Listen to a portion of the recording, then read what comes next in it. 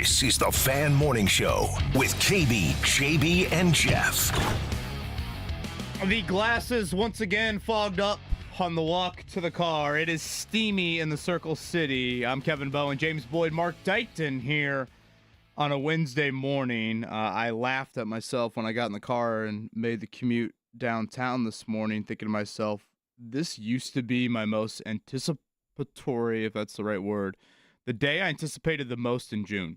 I used to look forward to the NBA draft so much. I was like, finally, here we are in the market that's dying for June content, and we get it. We get Fran Fraschilla talking about the international players. We get the moms that Mark Dighton is looking up on the internet when their sons are announced tonight at the draft. We get the guy from Finland coming out of the crowd, you know, as he's announced in the second round. He's like in the upper deck of the Barclays Center.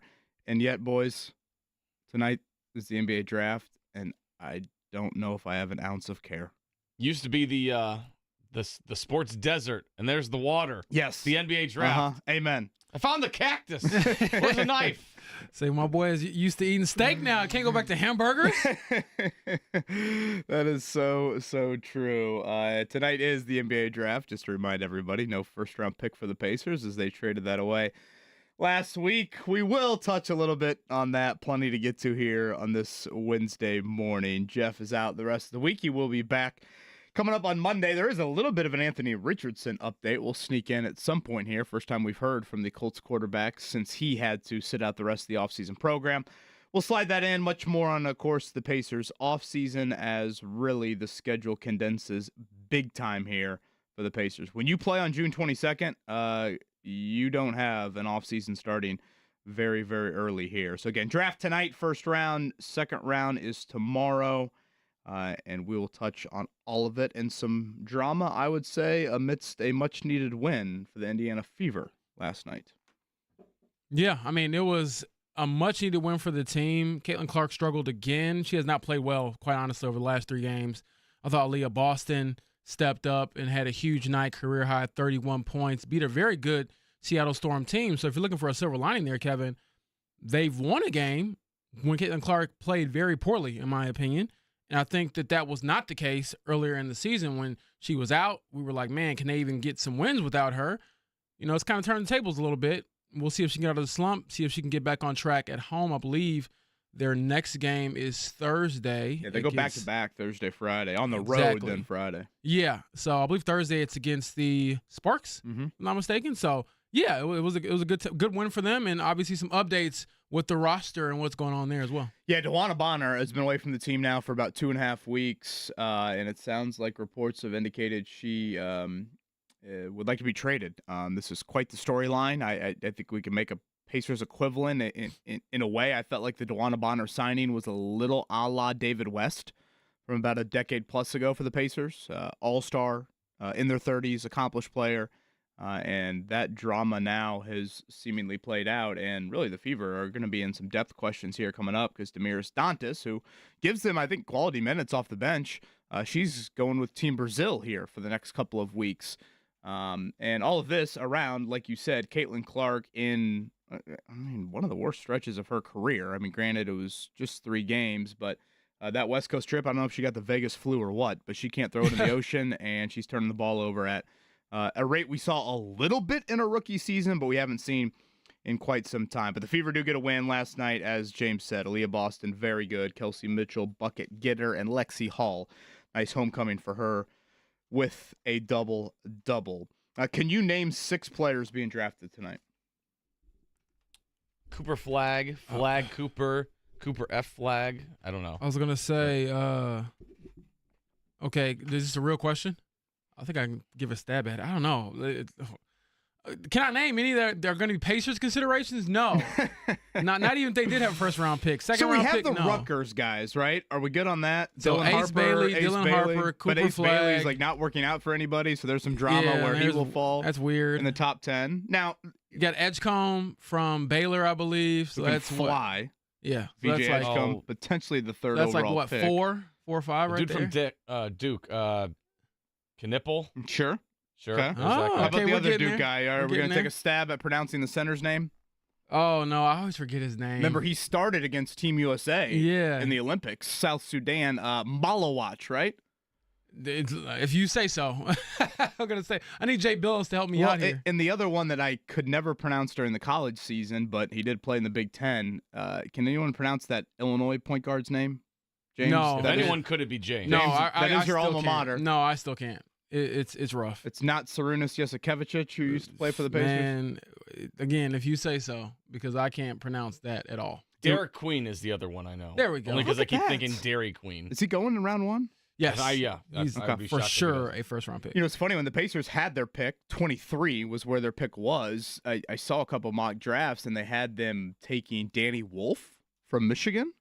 I even saw one with Walter Clayton Jr. You want to talk about a shot maker? Walter Clayton Jr. hit some shots in that tournament run that, I don't say this lightly, it looked like number 30 in that Davidson jersey back in the day. So I was kind of like, oh, wow, the Pacers might draft a dude in round 1 who, we actually know and, we actually can talk about. Right. But, again, that is going to the Pelicans. And as Rick Carlisle said to us yesterday, a bit of good fortune for the Pacers because, in Rick's words, there's a definite chance that they could be drafting much higher next draft, which they brought back their first-round pick in 2026. So the only selection the Pacers currently have coming into the draft, round 1 tonight, round 2 tomorrow, they have their own 54th overall pick in round 2. I don't know, maybe that's a point guard? I mean, again, I probably shouldn't make too much stock into the draft at all, but I don't know. Do you try and take a stab at, finding a third point guard with a Halliburton injury, a la T.J. McConnell's getting older? You tried it with Tristan Newton last year. It didn't really work out. Maybe it's just that I'm really grasping at straws there. Yeah, no, I understand the concept, but to be honest, NBA rotation players are very rarely found that late in the draft for you to actually come in and play and be part of the team, even if you're the third point guard. So in theory, yes, but in reality, I'm like, whoever they end up drafting is probably going to be some G League guy who is going to be a developmental piece rather than someone you can rely on in that upcoming season. So we'll see. I guess my guess will be, Kevin Pritchard, if you're listening, trade up to number 41 and just draft the next Nikola Jokic. So very simple here. Yeah. Very simple. You want to the rebuild without Tyrese Halliburton, you go get the guy from some other country with one of the itches in his name, whether it's Jovic or Jokic or Topic, whatever. Right? Yes. From the Thunder? Yes, and you figure it out. They announced that pick, I believe, of Nikola Jokic on the bottom ticker during a Taco Bell commercial, if memory serves me right. So if anybody has a commercial schedule, right. And I think the fast food aspect fits Nikola Jokic perfectly. Was that the most subdued championship parade we've ever seen? Was there any, did we have any viral clips from the Thunder yesterday? I didn't see Was there many. anybody there? I mean, I wasn't on the ground, so I can't say, how wild it really was. But I would expect it to be a little different. I'll just say that. I mean, there's more entertainment at the, Carmel 4th of July parade and people putting out chairs a week early than there was in that parade Honestly, yesterday for the Thunder. the draw of the Indy 500 is probably more of a crazier crowd and atmosphere. But look, the St. Patrick's Day parade. I mean, when you win, you can have the boring parade. You can have all these things. We just hate on you from afar. So Well, and then the things I saw, Thunder fans kind of well, it's the middle of the week and it's hot and people have work and this. And I'm like, I don't care. If the Pacers wouldn't have won the championship, the city would have been shut down. And they're psycho at the games. They've got 2,000 people on their season ticket waiting list. I was expecting great theater. Great. I mean, this is not L.A. or New York or something where they're just used to all these parades. Now, I couldn't tell if I was following troll accounts or whatever. It's packed here. And I'm like, is it though? Because the helicopter wide shot is not doing the city any favors. I right felt now. like Jake Query and all of a sudden trying to count how many people were at that parade. I would say the NFL draft would have more attendees than probably the Oklahoma City Thunder parade did last night. You could dial up Jake at 12:01 and that can be your that can be the lead segment. All you have coming to up. do is mention NFL draft and he wakes up from his REM sleep. Yeah, actually, he might call us here at 7:09 this morning. If you missed Rick Carlisle with us yesterday, about a half hour conversation with the Pacers head coach, I thought it was, he just went on a variety of topics. So we'll play that back coming up here at 7:30. Jeremiah Johnson at 9. We'll look back on the Pacers season more from a memory standpoint than anything, but certainly the offseason has arrived very quickly, and the NBA never sleeps. I mean, from an entertainment value standpoint, we've already, 2 Olympians traded, like 4 All-Stars traded. It's like it never ceases to amaze me, I guess, what the NBA does from a headline standpoint, and we'll see what happens tonight as Cooper Flag to the Dallas Mavericks will kick things off, and then I think it's rather unpredictable after that. Mark, let's reward some early listeners. How about let's give away 2 pairs to the Indy 11 women's match coming up Friday against Dayton. Boy, I had a lot of great nights at St. Patrick's Day at Dayton. I wonder if that's a big rivalry, the I-70 rivalry, our Indy 11 women against the Dayton women. So again, a pair of tickets to Friday's match up there at Grand Park, 317-239-1070. We'll give away that here to Fast Fingers to start off this Wednesday morning. It is us 3. That would be Kevin Bowen. That would be James Boyd. That would be Mark Dykton coming at you. Thanks for starting your Wednesday off with us right here on the Fan Morning Show, 93.5, 107.5 The Fan.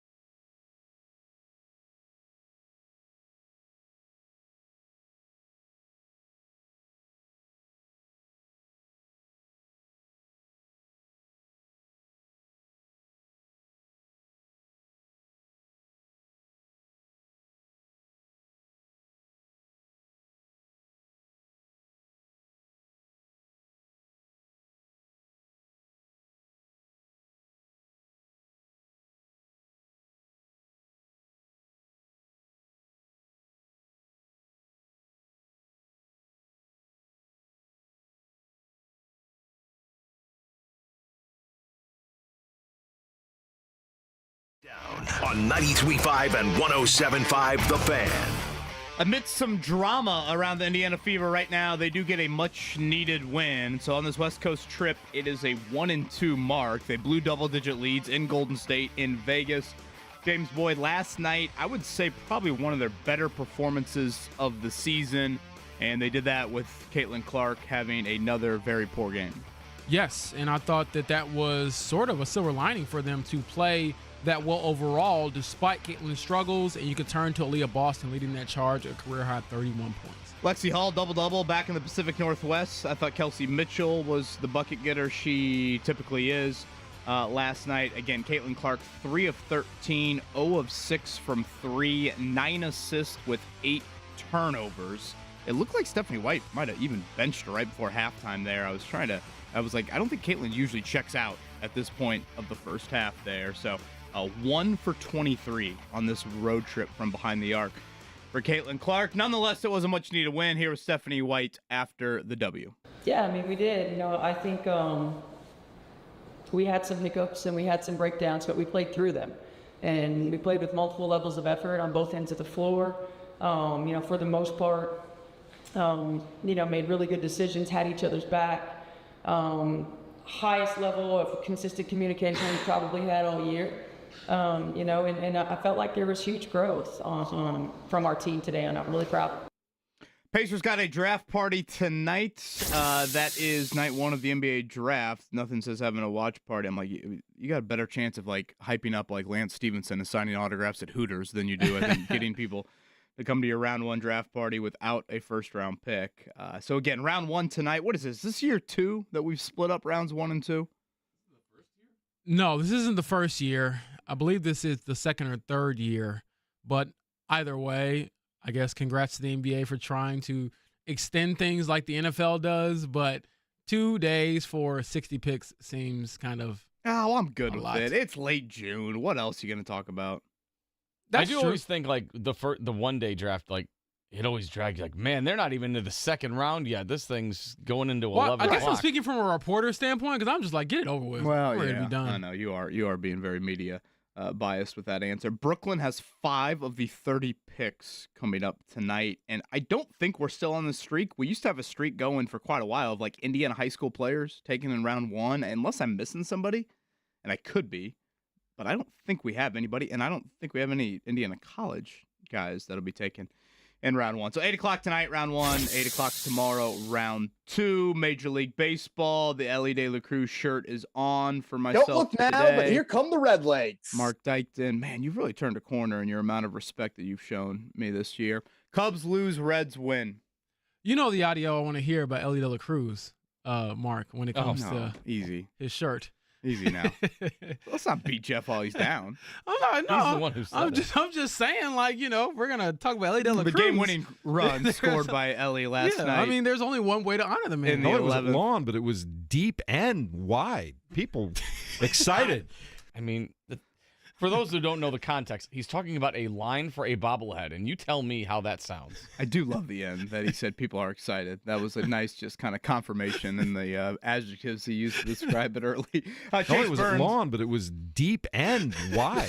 People excited. I thought Chase Burns was going to have a Kerry Wood 20 strikeout performance with how he started. But He was balling, though. Wow. That was an impressive debut for him early. The Reds beat the Yankees. Cubs, again, lose by 1 to the Cardinals there. Indianapolis Indians get a win. Mark, I almost feel like with the Indians this week, they should do the reverse of the April games. Like in April, if it's under, 50 degrees or 60 degrees, you get a ticket to an additional game later in the year. Yep. This week, if you attend an Indians game and then 95-degree heat, you should get a ticket Yeah. for another game later I in the like year. Game in that. September or Yeah. something. Mm-hmm. I like that. All right, on the other side, Rick Carlisle, long conversation with him yesterday. It's our final one, certainly of the 24-25 season. A lot that the coach covered. For our 7 o'clock audience that didn't get a chance to listen to it, we'll play some of that back here. Upcoming, it is Kevin Bowe and James Boyd and Mark Dykton on a Wednesday.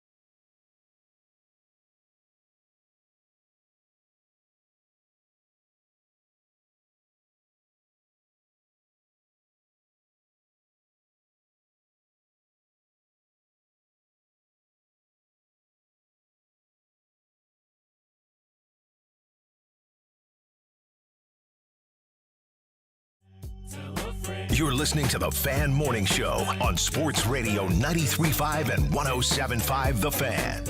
Well, for our 7 o'clock audience, they usually don't get the chance to hear from Rick Carlisle, the Pacers head coach. I thought it was very reflective, looking back on the season and even looking ahead when those conversations did come up yesterday.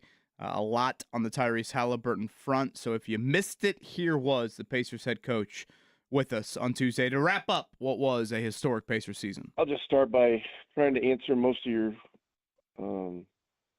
obvious questions beforehand. I was on a long car ride last night, and at 8:49 p.m., I made a call to Tyrese. I knew that he was in surgery yesterday, and that at some point around that time, he probably was going to be coming out and waking up, and he answered the phone on the first half ring. And he said, "Hey, Coach, how you doing?" He sounded totally upbeat, and I said, I'm doing great. How are you doing?" He goes, "I'm going to be good. I'm going to be good." And as I looked at my phone, I saw that he had sent out a message on our group chat of him in the hospital bed, smiling. He may have had a thumbs up sign, and that was to all the guys on our roster, which included our bench coaches. And so that was a very uplifting moment for me. I've had several players that have sustained this injury. JJ Barea sustained this injury when he was in his 30s.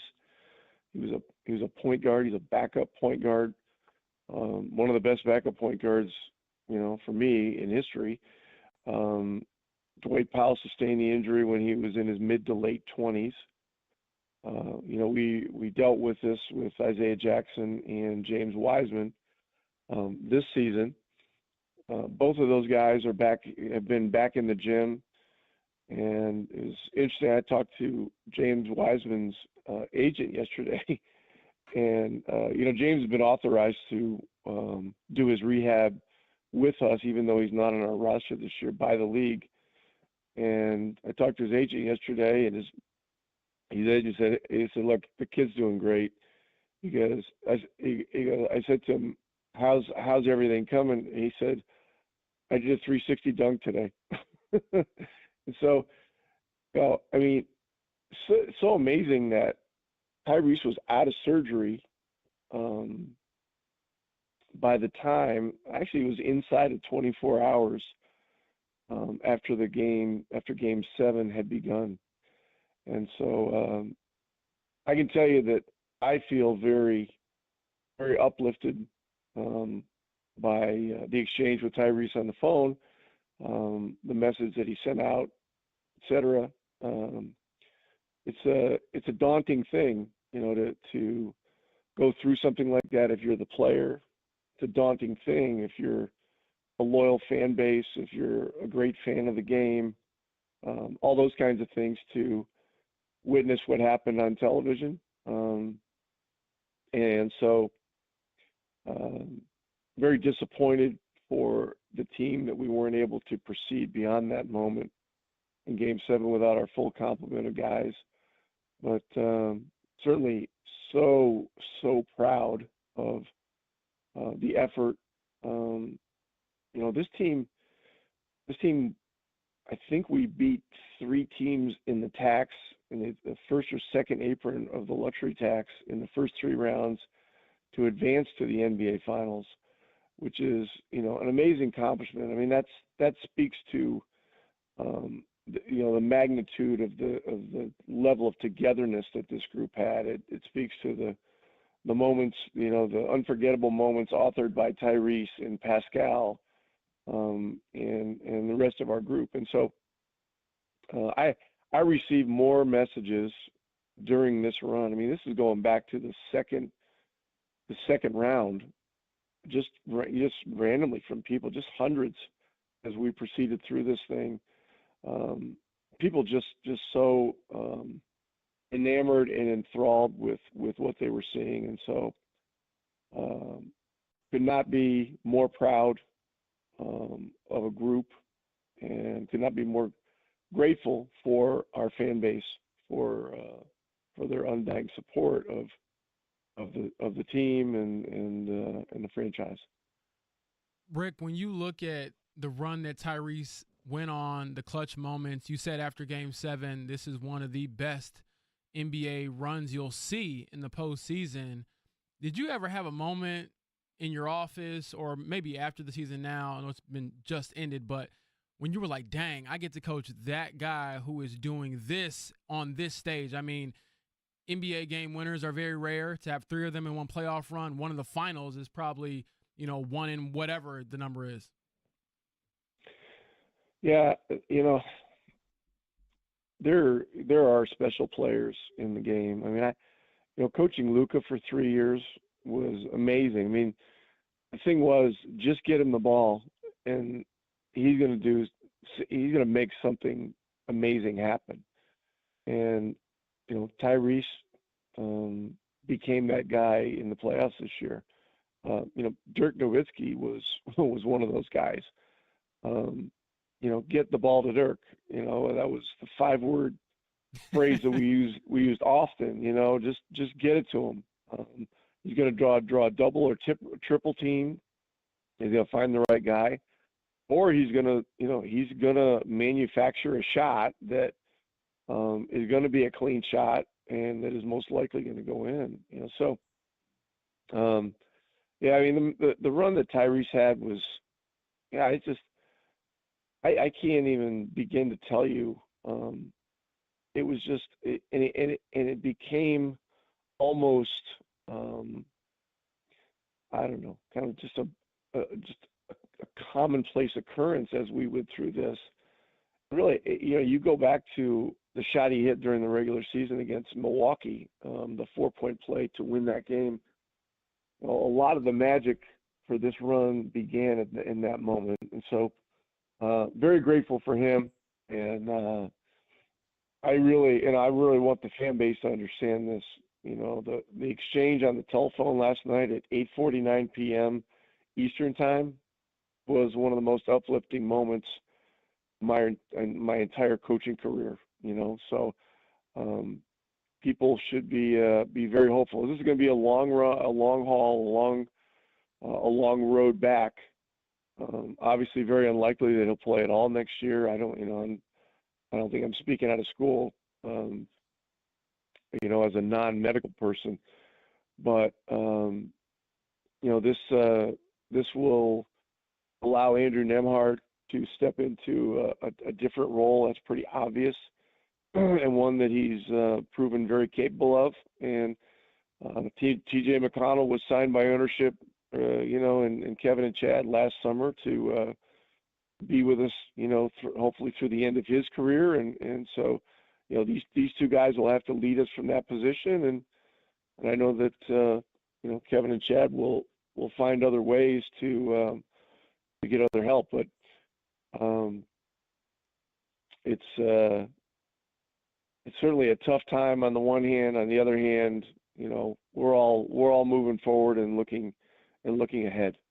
So, voice of Rick Carlisle here as the Pacers, we put a bow tie on what is, again, a season that no one in the state will ever forget. You mentioned some of those unforgettable moments, certainly the 4-point play against the Bucks you brought up, obviously the playoff run, the historic finishes. I think back to a wild regular season game in Minnesota, Coach, where Obi Toppin just went off in that game. McConnell was spearheading a lot of it, too. You set the franchise record at Washington.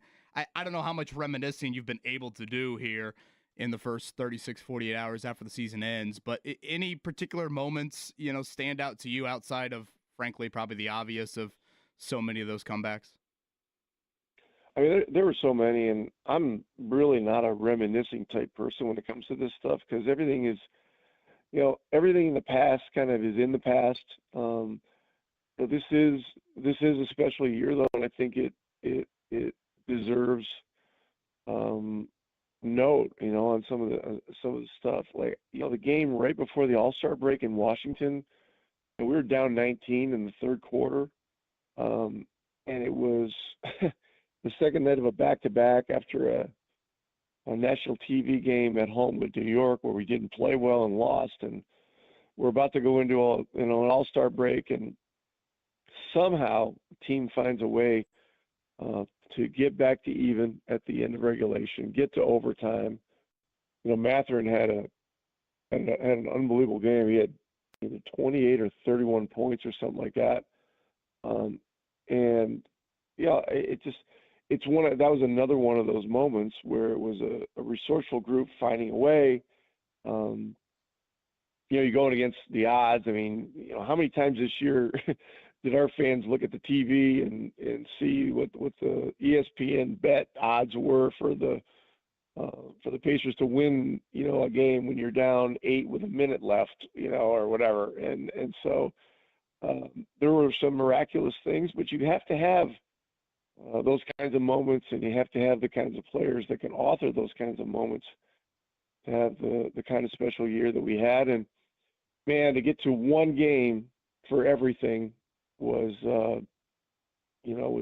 such a great honor and privilege. And I'm so proud of the effort the guys put forth. And I want to tell one short story here and mention somebody that I know, Mark Monteith, who's a longtime writer in Indy, sent me a text message at one point before Game 7, and it was a quote that he was aware, and Mark is a historian of the game, historian of the Pacers, et cetera, it was a quotation that Slick Leonard used before all 3 games where the Pacers clinched ABA championships on the road.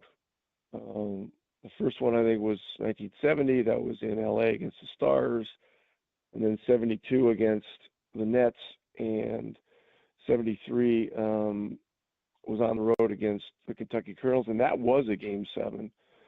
And I haven't gotten back to Mark yet, but I appreciated him sending this along because, you're looking for the right message to give a group of players, on a game day and right before you go out for Game 7. And so we showed a short video that kind of went a little bit viral, I guess, on Instagram that talked about the Pacers being in financial peril, Nancy Leonard and Slick Leonard doing the telethon, raising money to sell 8,000 season tickets to save the team. Miles Turner going and giving Nancy a hug after Game 6 of the New York series, et cetera. And then, as I got the team together, I said, guys, I'm gonna give you the message that the greatest coach in Pacer history gave to his team 3 times when they clinched on the road. And the message was simple: walk out there like you own the damn place. And our guys did that. And Tyrese, hit 3 threes in the first, 3 or 4 minutes, forced them to call the first timeout. And it was a moment where everybody was jacked and ready. And then Tyrese's injury happened, and that made it tough. But we came in at halftime up 1 on the strength of Nembhard's 3, and the third quarter just they threw a hellacious third quarter at us, and the fourth quarter was an epic battle, and I was just so proud of the way the guys fought. But to come up short is so disappointing. I know that T.J. McConnell apologized to the fan base after the game. I mean, I don't think there's a need to apologize. This group just gave everything that they possibly could. But once again, just so proud, so thankful for all the guys and all the support. Rick, you mentioned last year that I think in this very conversation, you made it very clear that bringing back Pascal Siakam, re-signing him was clearly priority number 1. I get when you make a run this deep, transition to the offseason seems like a pretty difficult thing to do so quickly with the draft tomorrow and free agency starting coming up here in less than a week. What would you kind of view maybe priority number 1 here as you guys do transition to the offseason? Well, I know where you're going with this. I mean, this is a Miles Turner conversation, and I don't think it's any secret that the franchise at this particular moment, that is the number one priority. I don't know anything about money or numbers or years or any of that kind of stuff. But Miles is a very important part of what we've done here, what we've been doing. He's a very, very important part of the history of the franchise, certainly over the last decade. So I know that'll be a big topic. I'm sure, and I'm not privy to every little conversation going on there, but Miles is a very important part of what we're doing, and that'll be a big thing. And we get the draft, I guess, tomorrow, and I guess it's tomorrow and Thursday. And so the fact that we traded our pick this year to get our pick back next year is pretty amazing foresight when you consider what happened to Tyrese, and the fact that next year there's certainly a chance that will be a higher pick, and it's good to have that in our pocket. So look, we have great people that are making the decisions in our organization, starting with Mr. Simon and Kevin and Chad, and so I've never been more confident about the future of the Pacers, and I'm very certain that Tyrese will come through this with flying colors. Rick, you mentioned that Tyrese plays as if he's one of 17, and you can look down the roster at each guy having a moment. How gratifying was that, perhaps, to have a team that was so uniquely built, and maybe not through your eyes, but through the eyes of the rest of the NBA, and to have each guy have a moment, especially in these playoffs? I mean, Thomas Bryant, Tony Bradley was telling me, hey, I was in the G League, and now I'm in the NBA Finals, and I'm getting minutes, and I'm contributing. So what was that like from a coaching standpoint, to know that it wasn't just a cliche, we need all our guys, but literally every guy had an opportunity? Yeah, this team, in a very big way, I think is symbolic of the changing nature of roster construction in the NBA. This has gotten away from the approach of trying to build a super team with 2 or 3 superstars. This roster is built on depth, skill, obviously two great players in Halliburton and Siakam, but very much on a group of guys that star in their roles on the team. And we have to be deep. We have to be 2 or 3 deep. I mean, what you mentioned about Tony Bradley is a great example. I mean, just think about it. I mean, Miles Turner had some hugely important moments, in stretches in these playoffs. I don't know. I mean, do we definitely get to the NBA Finals without Thomas Bryant in Game 6 of the New York series? The guy goes in there and hits 3 threes.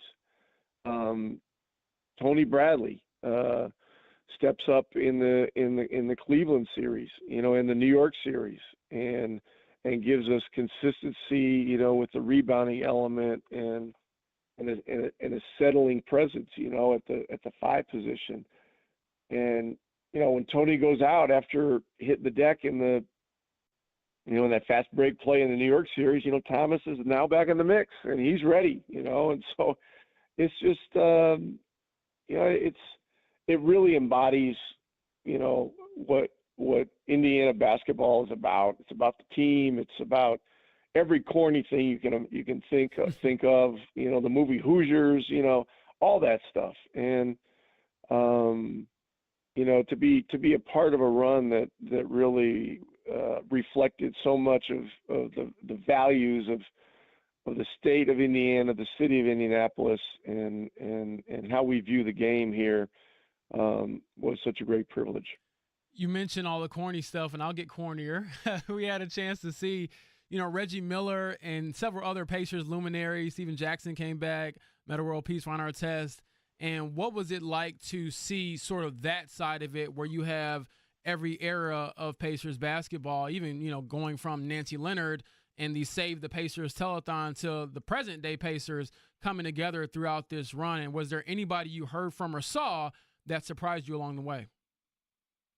Well, I heard from so many of them, and Reggie is just I've just been so close with him over the years. I mean, when I was still playing back in the late '80s, I actually played in a summer league game in the LA Summer League with Reggie Miller in 1985 or '86 or something like that. And we just think about it. I mean, and so I'm obviously older and everything, but when I went to the Pacers as an assistant with Larry Bird, I worked very closely with Reggie, and then when I came back in '03 as the head coach, he was doing everything possible to set the table for the future of the franchise and to be able to turn it over to Jermaine O'Neal, Ron Artest, Steven Jackson, that group.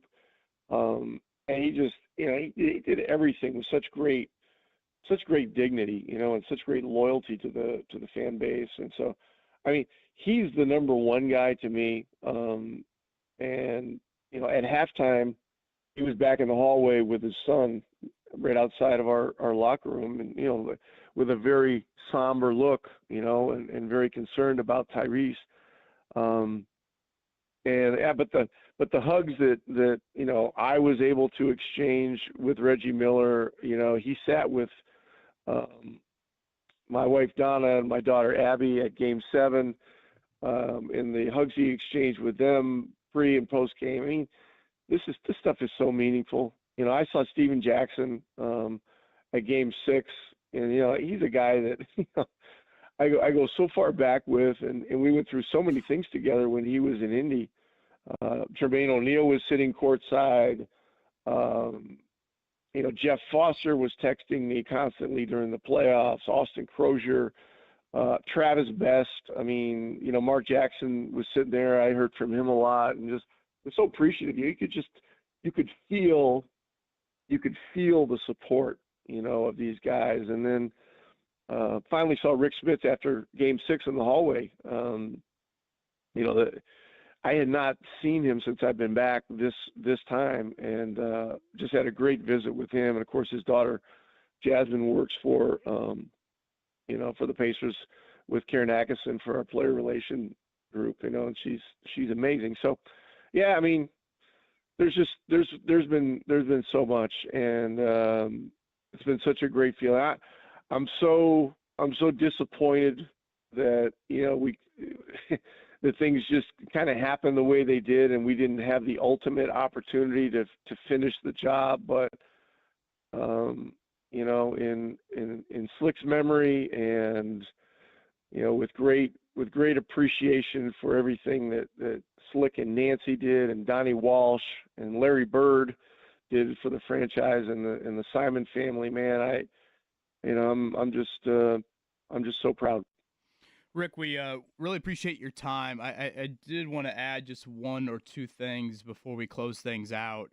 For those that obviously watched plenty of Pacer games this year, particularly the postseason, you had that drive and dish pin on your shirt throughout. I know we've talked about it prior, but with a listening audience here that is always very robust when you pop on Tuesday mornings, if you could share a little bit more about partnering with Gleaners and the foundation that you have started here for food insecurities and nourishing food, really, for people in need. I believe this year you guys expanded all the way out to Terre Haute as well. What's kind of next from a drive and dish standpoint, and where can people check out more? Well, the Pacers Foundation is a place where you can go. You can go to Pacers.com and find the Pacers Foundation. As you saw, I've been wearing a pin all year that was provided by one of our sponsors, Spoke Note, and Spoke Note is a really interesting company. They, when you scan a Spoke Note QR code, a video comes up. So if you scan my pin, you'll see a video of our operation, and we work closely with Gleaners. And so much of the challenge of food insecurity in Indiana, Indianapolis, Marion County, and the state of Indiana, it doesn't have anything to do with whether or not there's food available. It has to do with logistics and getting food to people in need. And so we have developed a charity that allows people to do that with an app that they that they apply for and qualify for, and they do it by ordering food in a very private and dignified way, and that's a really important aspect of this, in my view. And so we deliver to 3 different parks in Indianapolis. There's a lot of information out there about Drive and Dish online. We encourage anyone to check it out. I'm constantly looking for new partners. I've got some amazing people that are donors. Steven Simon is one. Clay South from USA Upstar is another. Steve Smitherman from CareSource is one. The Pacers Foundation is another. I put in money. I'm talking to a few other people right now about the possibility of partnering. And, it's reaching out to Terre Haute. I think we're going to Muncie, and I think we're going to Bloomington. And the Simon, Mr. Simon, Herb, and Stephen Rails, our principal owner and our minority owner, have put up a $10 million to ensure that this is sustainable over the foreseeable future. And so, that will be like an endowment for this, but it also allows us expansion, and we're looking to grow it as best we can. And I'm looking for partners that want to be in this for the long haul like I am. And so, as I mentioned, we're talking to some folks that we feel have a great interest, and so we'll see where it goes. But appreciate you guys, bringing that up, and we're very proud of the charity. Well, thank you for that, and congrats on that. We just sent out the link via our show account. I retweeted it for those looking for more on the Drive and Dish. Coach, and we'll end with this. Listener Jason from Irvington, he actually sent me this last week. He was at Game 6, and he asked that I would share this next time you were on. He goes, "Hey, Kevin, next time you have Coach on, win or lose, can you please thank him on behalf of Pacer Nation?" And I'll read this verbatim here. He goes, "Thank him for coming on the show and for revitalizing a team and rejuvenating a fan base and taking them to heights I'm not sure anyone thought was possible, for creating Where Were You moments series after series, for building a team that plays the right way, an exciting brand that encompasses the city, blue-collar toughness and teamwork, and no care for who the guy is on a particular night. No drama, no off-the-court anything, just all in on the game we all love. I want him to know how much we love this team and how much we feel a part of it."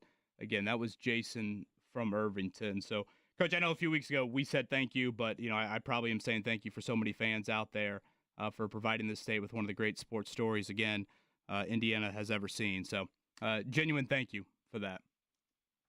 Well, that's heartwarming to hear. I mean, we have great people, and what he described is the Indiana way.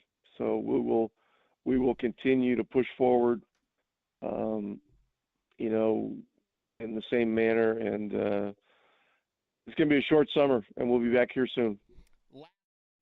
Rick Carlisle, full podcast up on the website. 8 o'clock hour is next. That is 12 hours away from the NBA draft. What is the Pacers offseason outlook upcoming, and what is the latest drama with the Indiana Fever? Much more coming up, 8 o'clock hour. Kevin Bowen, James Boyd, Mark Dykton.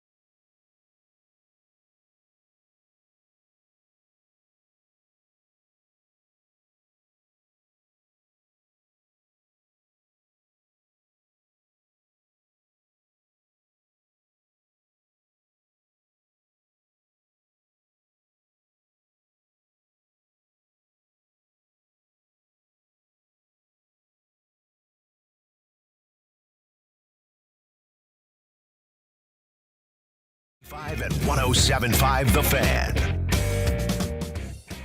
12 hours from now, the NBA draft will take place. That is round 1 tonight, round 2 tomorrow. Again, the Pacers only have one selection currently in this year's draft. That would be 54 overall.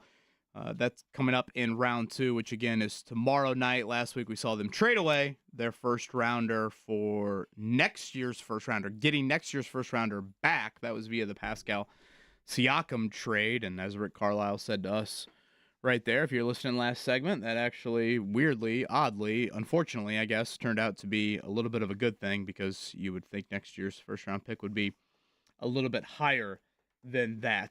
Kevin Bowe and James Boyd, Mark Dykton with you here on this Wednesday morning. I did want to sneak this in. I saw this is cool. The Pacers are doing this, and it's a little bit old school of an approach. James Boyd, can you remember the last time you went to a professional or college sporting event with a hard ticket? It's been a long time, a very long time. I don't think I remember any time I might have used a hard ticket to get anywhere. Pacers are offering a commemorative ticket to the finals from game 3, 4, and 6. So there are 3 home games there. So head to their website if you went to one of those games and you would like something from a nostalgia standpoint. I always think it's cool, and it's probably part of the history of the Indianapolis 500. But I do enjoy looking back and seeing what those tickets look like. And it's always a cool shot of Joseph Newgarden and his celebration or things like that. But they are all offering that on their website, so check that out, Pacers.com. You said something yesterday, post-Carlisle interview, that stood out to me, because I think right now the conversation for the Pacers organizationally is largely boiled down to this question. When the Simon family has spoken about dipping their toes into the luxury tax, it's always been met with, we will do it if we feel like the championship window is there. I'm paraphrasing a little bit, but that's largely what the Simons have said. We will, get into some sort of luxury tax if we feel like we have a championship caliber team. And when that question was posed to you yesterday, do you feel like there is a championship window? You said that's closed. Let me follow up. Is it closed, or is it just closed for a year? I think it's closed with this group. I know Tyrese is 25. He'll be back playing again, hopefully at a high level at 27. He's still your franchise piece. He's not going anywhere anytime soon. But let's kind of unpack this a bit. So for the context that I'm looking at this from is Kevin Durant, who's an older player, by the way, when he tore his Achilles. But just for some frame of reference, he missed the entire following season. He did not play again until midway through the season after that. He played 35 games, something like that, after he came back from his Achilles tear. And then, as we all know, when you cover athletes who have Achilles tears, they're usually not themselves the first year they come back. It's usually the year after when they get their full bounce, full explosion, full everything. So then you're looking at 3 years from now. Yeah, Durant has said himself it took him 2 seasons to feel like himself after the Achilles injury. Exactly, because me and Mark were having this conversation after the show yesterday. And when I think of all of that, to me, it is very naive to think that this rendition of the Pacers still has a championship window. I think you lost that in a valiant effort. I don't think that Tyrese, like as he said, I don't have to think this, I know this, he doesn't regret it.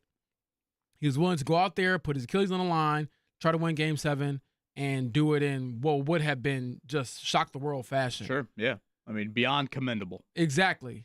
But that's what makes it hard for me, Kevin. As we've seen, on top of not only Tyrese trying to get back, everything else has to work right too. In sports, it's cruel sometimes where it doesn't work that way. I mean, Boston just a few years ago, going into this last season, they were my pick to win back-to-back. And then injuries happened. And so that's why I just think that it's, I don't want to be the bearer of bad news, but in reality, in the real world, man, it's very hard to win an NBA championship, which the Pacers have not done. And you're expecting Tyrese to come back immediately after this in a year and a half, hit the ground running.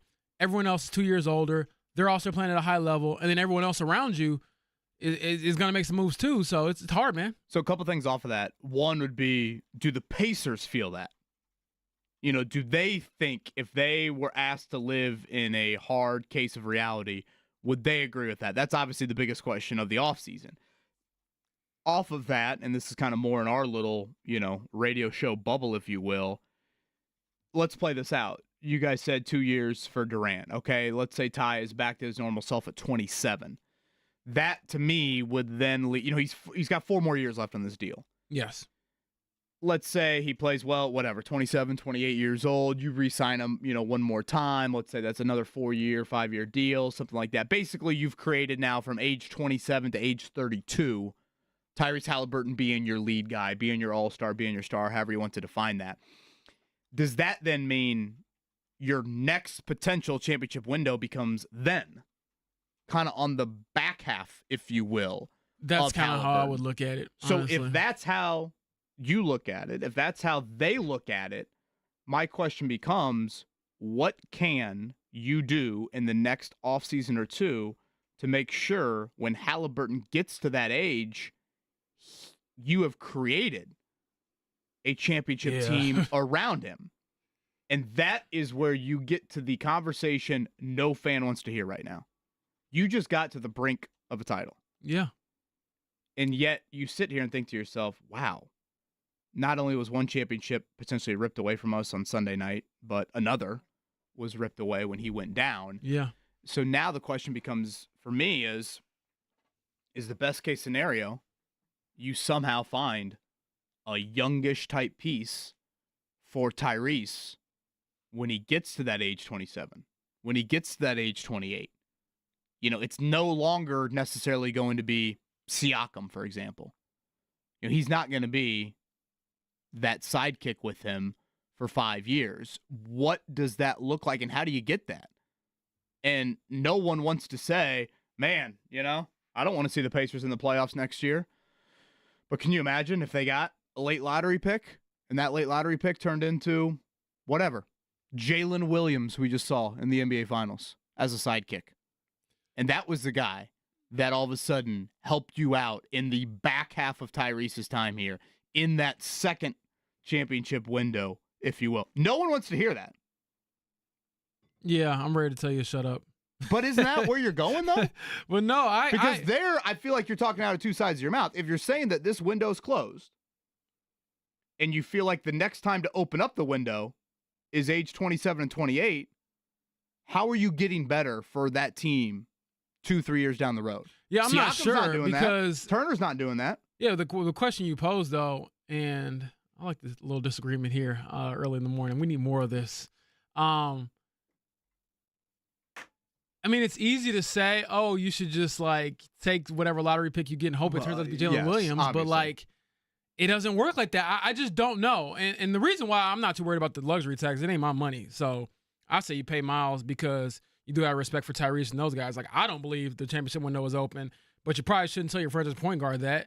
If Tyrese says, hey, I need this guy. But is that bad business? I don't necessarily think so. Mainly because, what is the penalty for paying a luxury tax? Yeah. It's having to pay more money because you're rich? Aren't there some restrictions? I don't know. This is probably more of a Tony East combo, maybe Scott Agnes tomorrow. Aren't there some restrictions when you go into the luxury tax on what you're able to? I'm sure there probably is. And Scott Agnes will be the person to ask this question as well as Tony East. But and what will Turner cost you? If you're giving Turner that money to go in luxury tax, does that cost you Obi? Does that cost you Benedict Mathurin? That's a good question. I don't know. I'm not a salary cap guru, and I hate to say that on air. I love to give you all astute analysis, but I truly do not know. I don't want to speak out of turn here, but I would think that at that price tag, moves would have to be made to either mitigate some of the luxury taxes or try to avoid it altogether, which I think is just, not really feasible if you do want to keep this core together. Yeah, I guess I am talking out of both sides of my neck. It's just hard. My only stance is that this rendition of the Pacers is not going to be what you see if you want to go for a championship in a few years.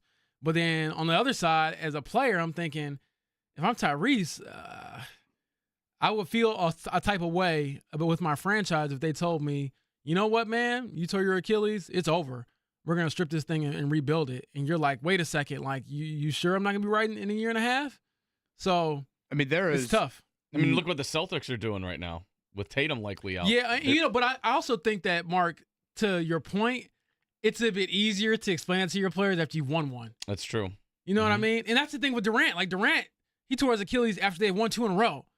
That's what makes it so hard for the Pacers. It's like you didn't get one. And that, to me, is the most, heartbreaking part because you were right there. And now, I know he says he doesn't regret playing in Game 7. He shouldn't. I actually respect the hell out of him for saying that. And I think that there would have been a ton of regret in his heart, even if he stays healthy and they come back next year, they get back to the conference finals or the finals and they lose, whatever.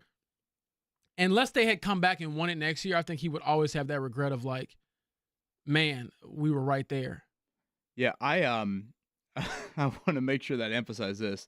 You said on a couple of different occasions there, it's hard and it's tough.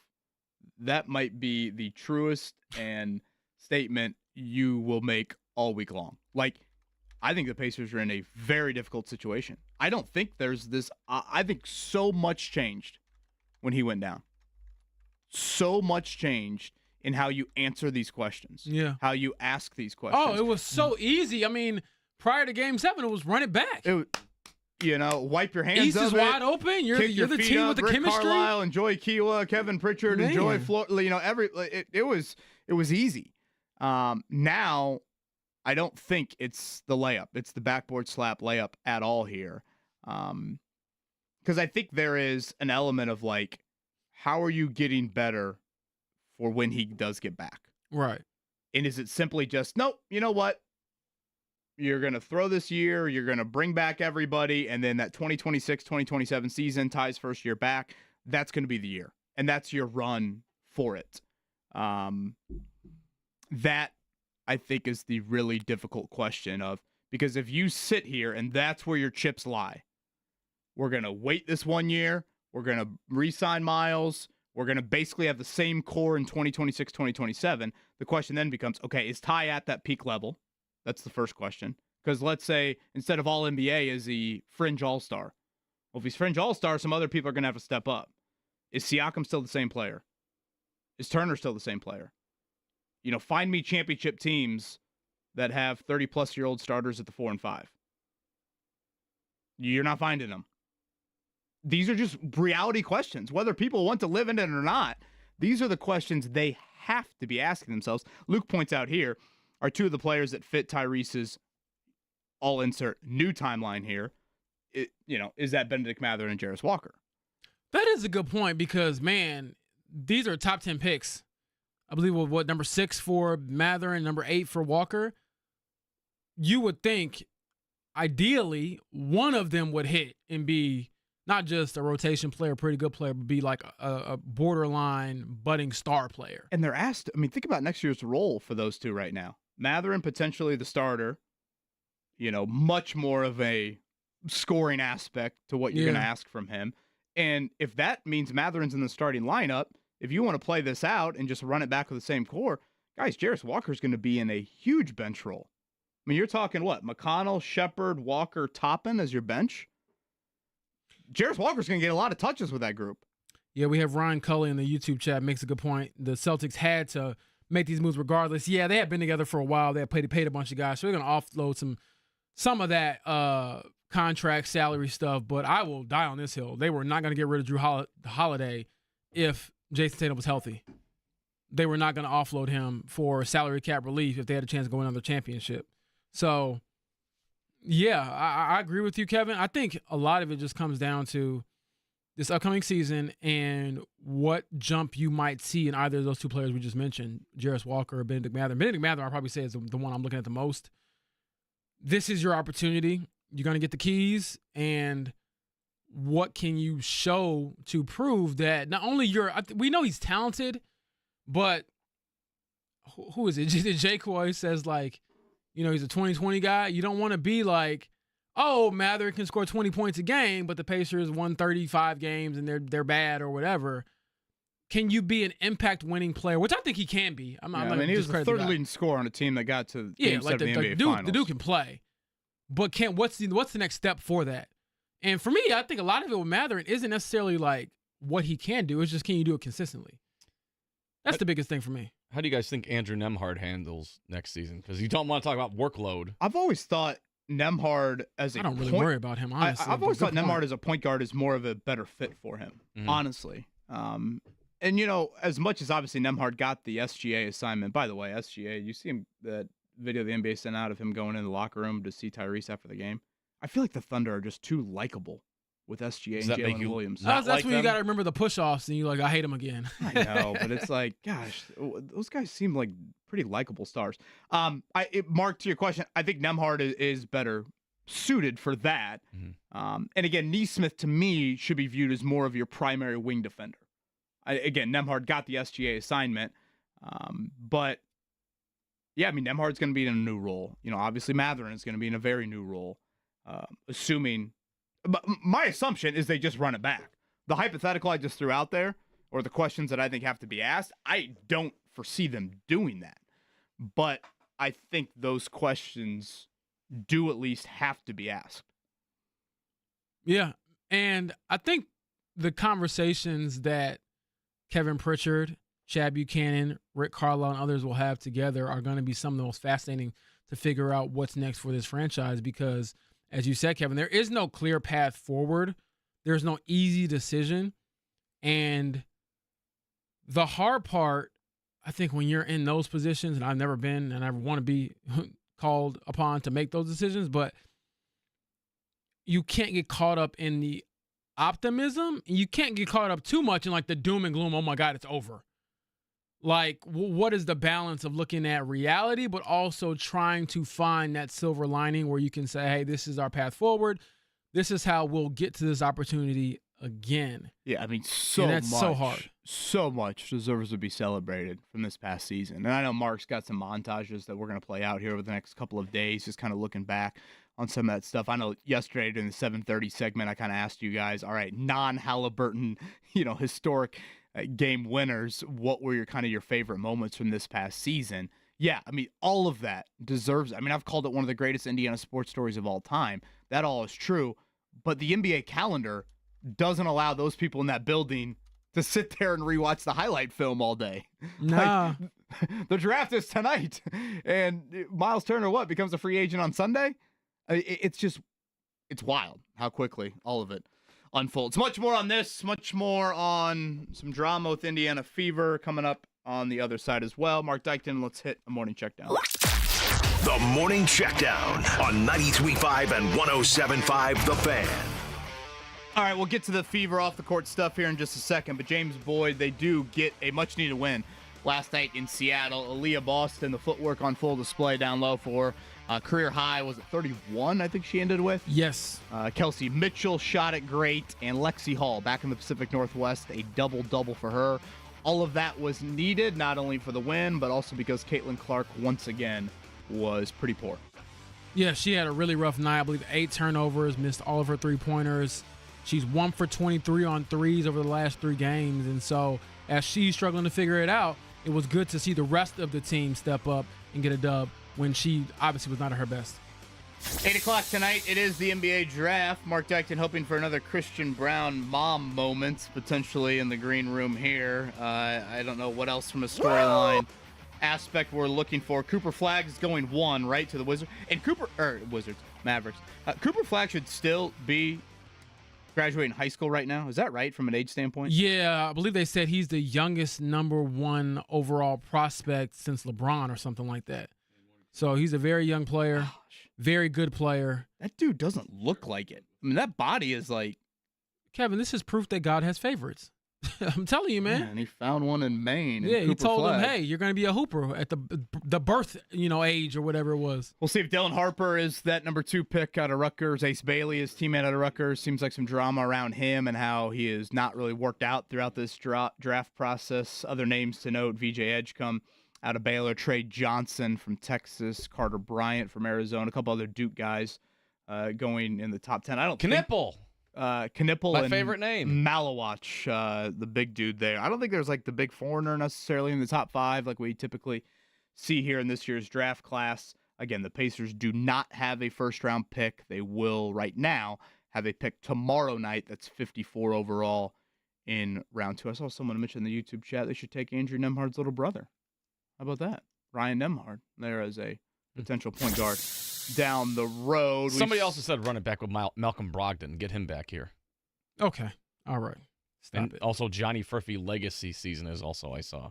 Furphy legacy season, yes. Running back with Malcolm Brogdon, hell to the bleeping no. See, George Niang was involved in the trade the other I day. did. That was a Do throwback. Do we have a favorite trade so far in the NBA? We have Desmond Bane to the Magic, Kevin Durant to the Rockets, Drew Holiday to the Trailblazers, Anthony Simons to the Celtics, CJ McCollum to the Wizards. I think Jordan Poole was involved in that trade, the man that has the greenest light of anybody in the NBA.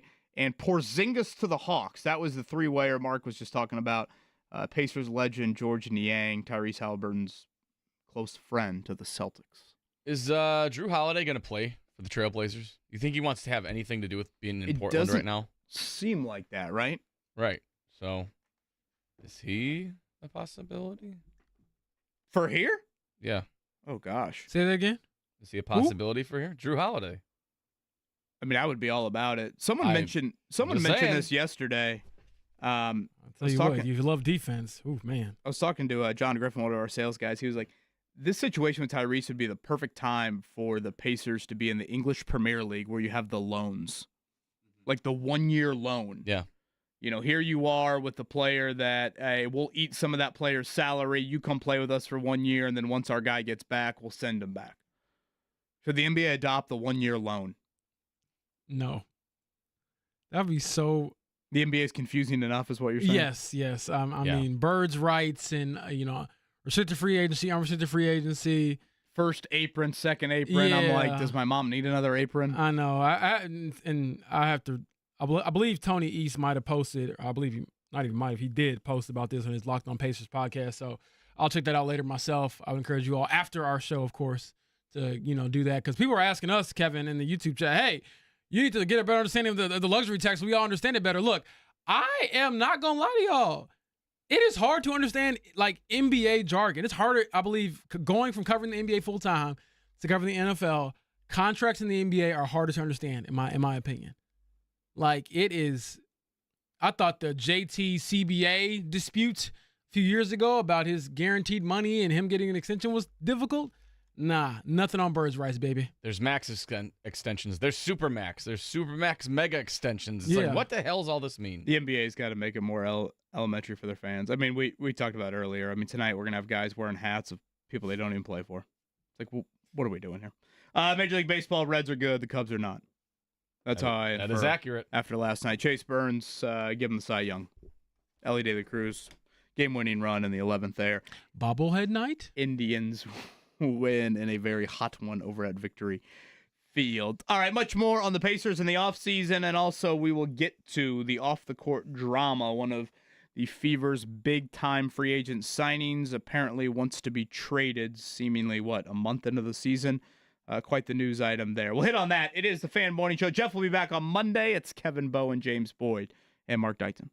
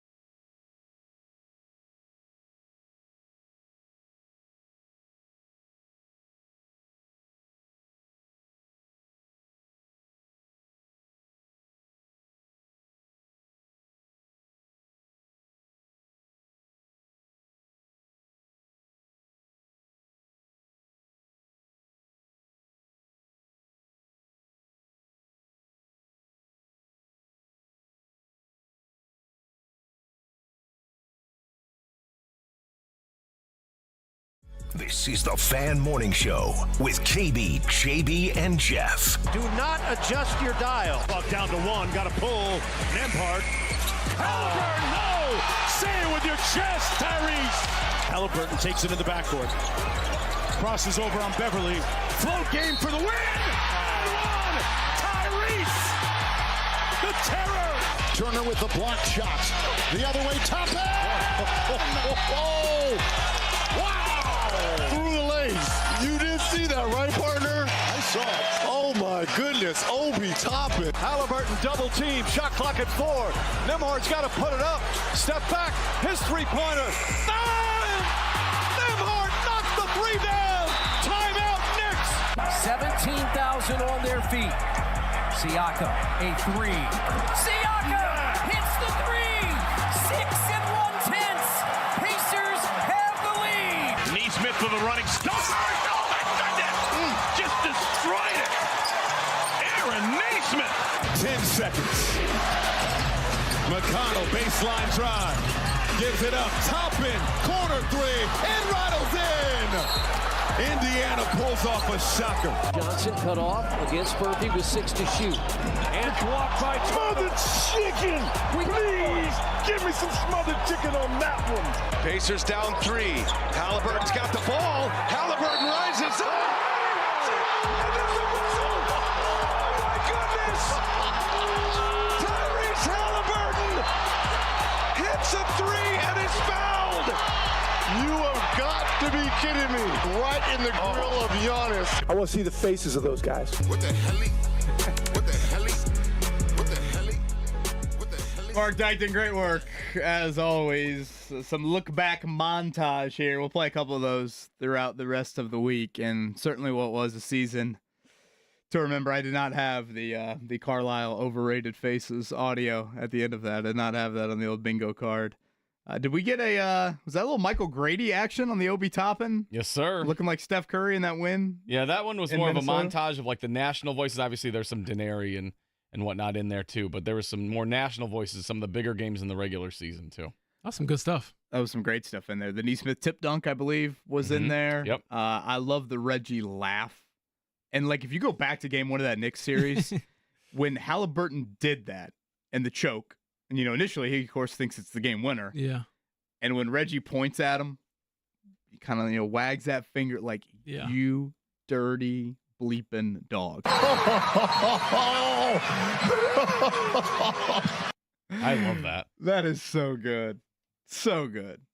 Dang, dude, they had some crazy moments this year. Crazy. Absolutely crazy. You remember the moments. game that they won to get you to 50 wins on your bet? Oh, my gosh. The Cavs game to end the year. Yes. On the Sunday afternoon. No starters. I'm there trying to play like Ghost Sharks with my kids, and I am literally hyperventilating over Quentin Jackson, like driving to the hole. That was one of the craziest games of the entire season. I know. Game 82. Johnny Furphy, significant minutes. He's balling out in overtime. I'm trying to think who fouled out. So like Tony Bradley or Enrique Freeman, somebody fouled out, and I was like crying. I'm like weeping. I'm like, no, I'm not gonna hit the bed. What a comeback it was. Drama with the Fever. James Boyd, educate us. DeWanna Bonner signed in the offseason, one of the more accomplished players in the history of the WNBA. Yeah, future Hall of Famer for sure. You know, I've made the analogy a little bit, and it's not a perfect one, but I'm trying to get into Pacer terms for people that don't follow the Fever, the WNBA super close. It's a little bit like David West joining the team, you know, with Paul George and Lance and Hibbert and George Hill. You know, a championship player, a very accomplished pro, thought to come here. Similar, I guess, to Natasha Howard as well, of like, hey, here's the veteran, you know, voice and player to kind of push you into being that championship team. And at this point, all reports indicate that she wants to be traded a month into her Fever tenure. What can you share on that front? Yeah, there have been some rumblings about her displeasure, perhaps with her role with the team. Now, mind you, she started the season as a starter, and she got demoted to the bench. And I believe that anyone watching those games can understand that Lexi Hull deserves that starting spot over her. Regardless of her resume, she's been a better player for this team. And so the news finally broke yesterday. Annie Costable, who covers the WNBA for Front Office Sports, I know her very well, actually. Annie is always in on the scoops. She broke the story. Our Ben Pickman at The Athletic confirmed it on our purposes. And then, from there, everyone else is confirming it as well. So this is not some, closely held secret anymore, I guess, because for a while there, Stephanie White was, I believe, kind of protecting DeWanna Bonner and saying, oh, she's away from the team, personal reasons, where, thinking of her, hoping that everything goes well and things like that.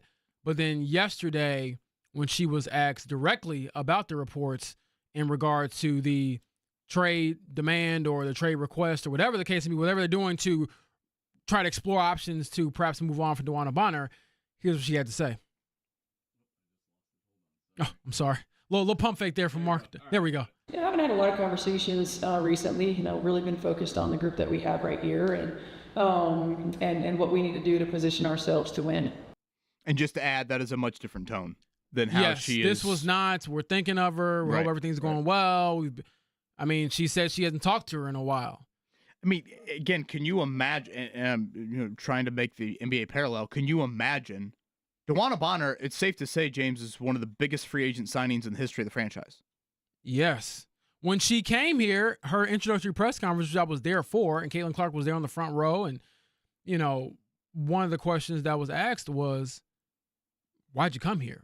You're a two-time WNBA champion. You could go anywhere. All-star each of the last 2 years. Yes, you are a proven commodity in this league and a very talented player. And she said, I want to win a championship. I want to go back to the finals. That's why she chose this team. That's why she really chose, in essence, this player and Caitlin Clark. She's not coming here if Caitlin Clark isn't here. So to have this kind of go downhill from a role standpoint, I guess from her perspective, is a bit surprising to me. And I guess it's not that she wants out or that she's upset with her role or whatever. To me, it's dang, did you give it enough time? Because I understand she might have got the minutes that she wanted. I believe these are the lowest minutes she's played since her rookie she season. deserved to be benched, to be clear. She was bad. She was not good. Yeah, she was bad. She was bad. And so the other thing is, I believe that Annie reported that she wants to trade to go to one of the teams is Phoenix Mercury, which is where her fiance now plays, and Alyssa Thomas. But if you're the Fever, DeWanna Bonner's contract is not protected, but I wouldn't just cut ties with her just so she can. So if they waive her, she could take a vet minimum and go anywhere basically. But no, you need to trade her and get some real compensation back. But at the same time, Kevin, it's kind of like the James Harden situation a couple years ago. Who can you trade with if you know that team is perhaps not one of the teams she wants to go to, and they know if we trade for her, she's not going to want to be here. So your hands are kind of tied there because if I'm a team with cap space, I would love to have DeWanna Bonner on my team. But if she doesn't want to play there, her heart's not going to be in it. We already seen you not, commit to this team fully or for the full season. So do I want to dip my toe into that? Would you do the same thing to me? That's a question that they have to ask. Yeah, it's quite the storyline. Again, I want to hear from her. I'll be honest. I want to hear from her. And when the next time she speaks, that will be certainly, I think, very enlightening and very revealing because you gave up, a fourth of the way through the season? I mean, imagine one of the biggest free agent signings in Pacers history a month into it after getting benched saying, yep, I'm out. And the odd part is, she's been the sixth woman of the year. Right. She has been in this role. It's been a while since she's come off the bench. Yeah, but I'm you thrived in that role. And there's an element of reality that you have to accept. Lexi Hall should be playing over her. Yes. Lexi Hall is one of the best role players in WNBA. I believe Lexi Hall should be in the most improved player conversation. That's how good she's been this year compared to the growth she's had in the past. So it's strange, and we'll see what comes of it. And ever since the old eye poke, Caitlin Clark has been bad. 1 of 23 from 3 in her last 3 games. And it's not just the shooting, 22 turnovers in those 3 games. So this is right up there with one of the worst stretches of Caitlin Clark's career. Do you chalk it up to just the West Coast trip? Is she still feeling ailments from missing, the 2-3 weeks that she did miss? Back-to-back tomorrow and Friday, here tomorrow, on the road Friday. Then they will have 6 days off. So it's almost like for all parties involved, just get through this, back-to-back and then try and regroup. Much more on the Pacers front. Little Anthony Richardson update. Jeremiah Johnson coming up at 9 o'clock. Fan Morning Show.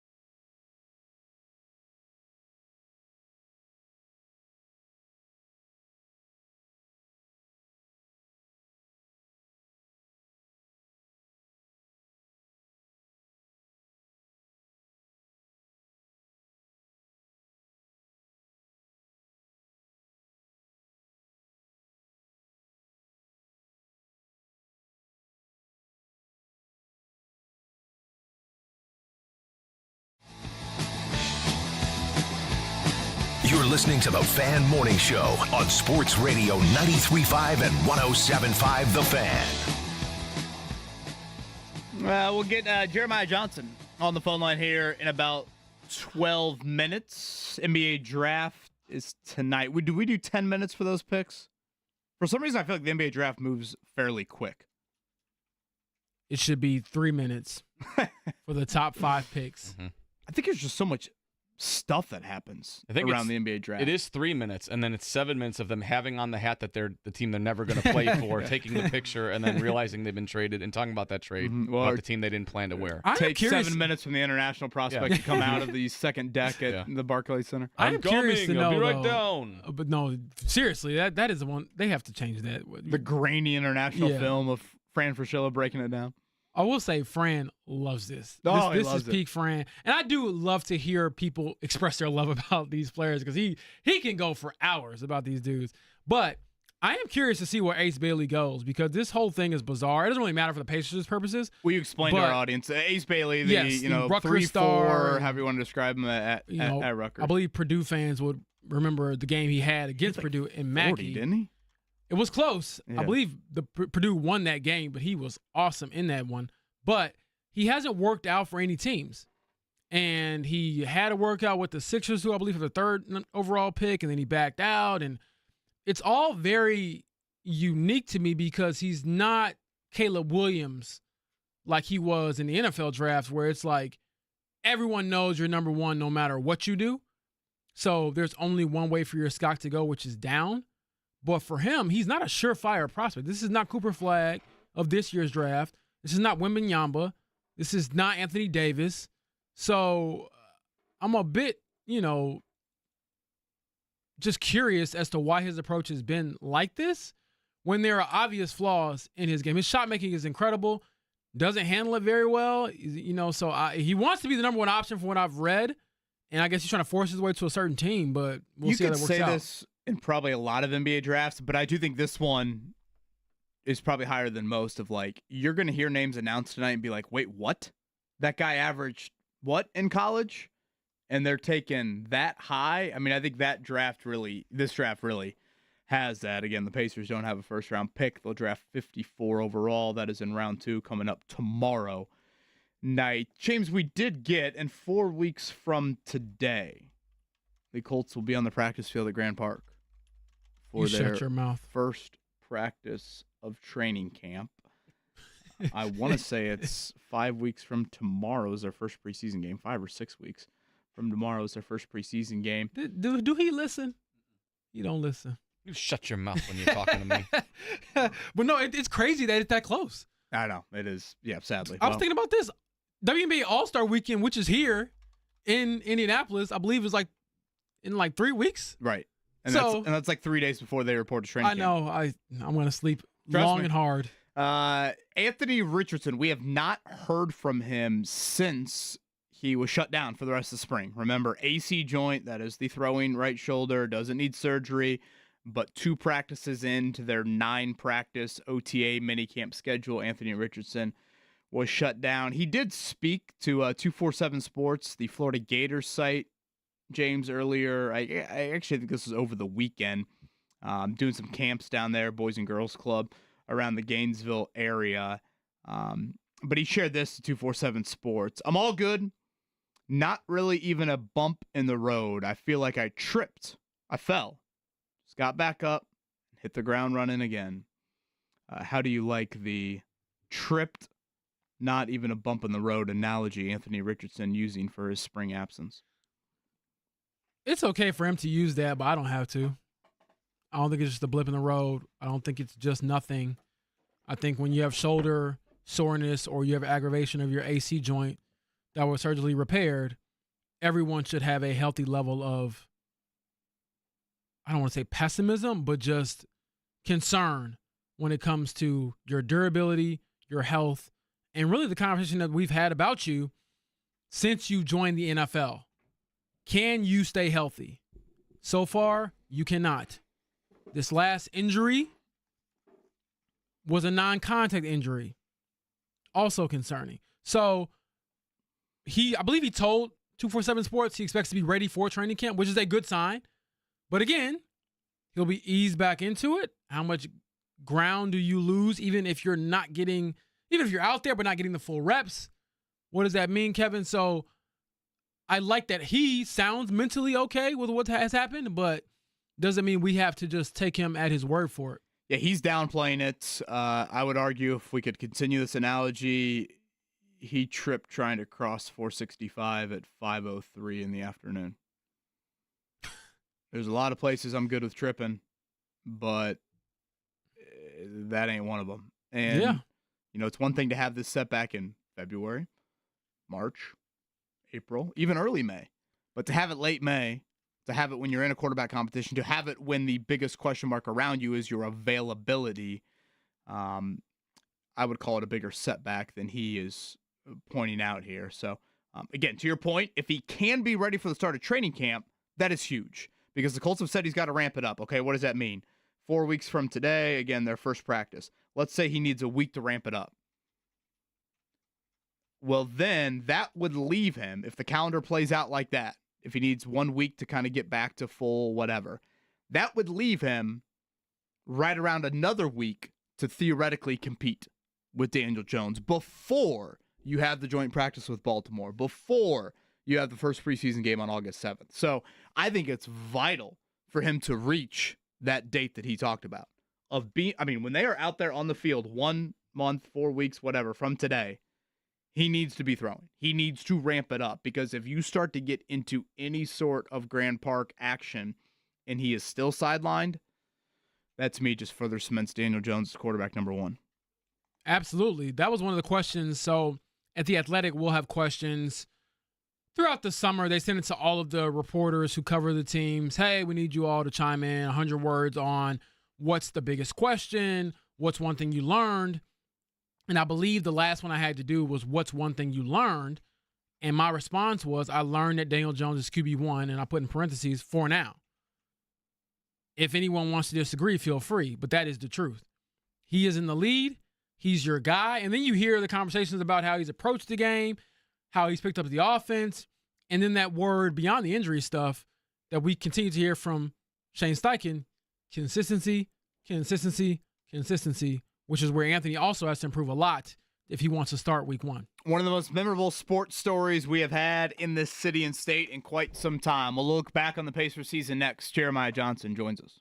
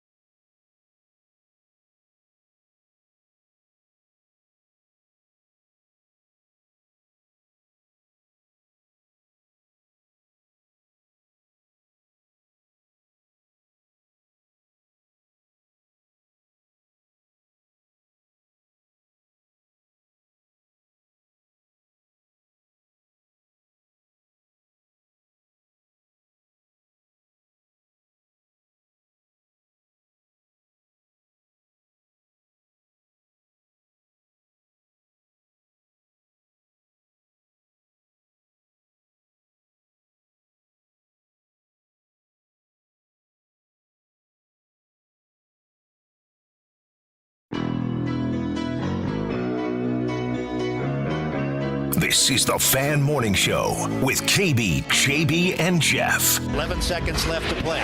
Driving off a Bryant screen to the wing, to the baseline, to the goal, across the lane, into the corner. An impossible three is drained by Toppin. Halliburton with 6 to shoot. Dances against Antetokounmpo. Gives to Turner. 3 to shoot. Step back 3, left edge. Dagger! Dagger! Turner hits his 4th 3 of the game. McConnell again dropped it for Turner, and he came soaring down the middle of the lane and dunked it. T.J. McConnell is taking over this game. The Pacers take it to the other end. Turner runs right into Antetokounmpo, and the bench rises to its feet as he threw it down. Here comes Halliburton. Hits the timeline with 7. Outside the arc with 5. Driving in the lane at the goal. He lays it in with 1 3/10 seconds to go. Milwaukee has no timeouts. They have to go the length. Ball is going to be played in by Antetokounmpo. He gets it to Trent, and this one is over. It's rebounded by Halliburton. 4 seconds to go. Halliburton for 3. 3 ball up top. Indiana by 1. 1 and 1/10 seconds to go. Inbound. Merrill didn't get it off, and this rivals the Milwaukee finish. Carlisle's going to let him play. Halliburton steps back and hits. Tyrese Halliburton trying to take Cleveland's heart. It is over. The Indiana Pacers in a Game 2 stunner. It's 72-37. Do not adjust your dial. Neesmith attacking. He got to the baseline. Turner with it. 3 to shoot. 2 to shoot. Oh, my goodness! What is happening here? My, oh my. A 3 from the left side. It's 75-37. Into the forecourt, Neesmith. Turner is feeling it, and why not? Why not? Why not? A 3 from 2 miles away, out on the left side. This cannot possibly be happening. It is absolutely insane what's going on in this building right now. A 41-point lead. Pacers have 4 seconds to score one more time. Here comes Neesmith. He'll get it off from the wing, and of course he hit it. Of course he hit it as the bench empties.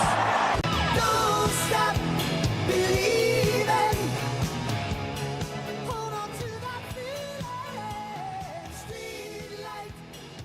What a montage right there. Mark Dykton, excellent again. A couple of those here on this Wednesday morning. Looking back, that was primarily from the local angle. You snuck in a couple of national highlights in there throughout the playoff run, but a lot of Mark Boyle, a 3 from 2 miles away. I love that. Might be my favorite.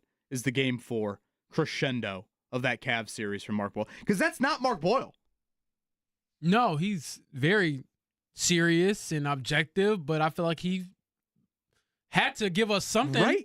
Right? He was having an out-of-body experience like the rest of us were during that game. Like the basketball team was on the floor and scoring 81 in the first half of that Game 4 thrashing of the Cleveland Cavaliers. A man that was in the building for that one joins us now. Of course, you see him throughout the regular season and the first round of the playoffs. Pacers TV sideline. He is Jeremiah Johnson. JJ, sorry to keep you on hold for a few minutes there, but Mark Dykton had some clips to play. I shout out Mark Dykton and everyone that contributed to those, but I guess shout out more to the players for making those memories happen. And I got a few goosebumps thinking back to where I was when some of those plays happened and some of those games took place, because those are the kind of moments that 20, 25 years from now, we'll still remember where we were when we saw some of those things. It was just a magical run. Your favorite non-Tyrese Halliburton game winner moment from the season?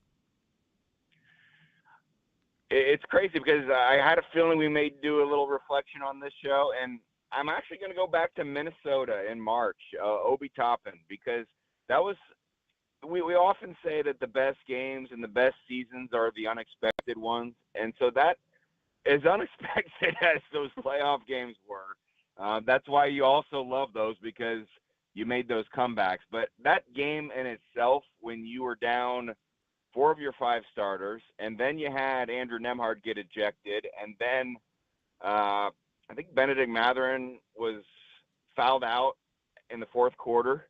You had no business being in that game against a team that had legitimate NBA championship aspirations on their home court, and they were fully healthy.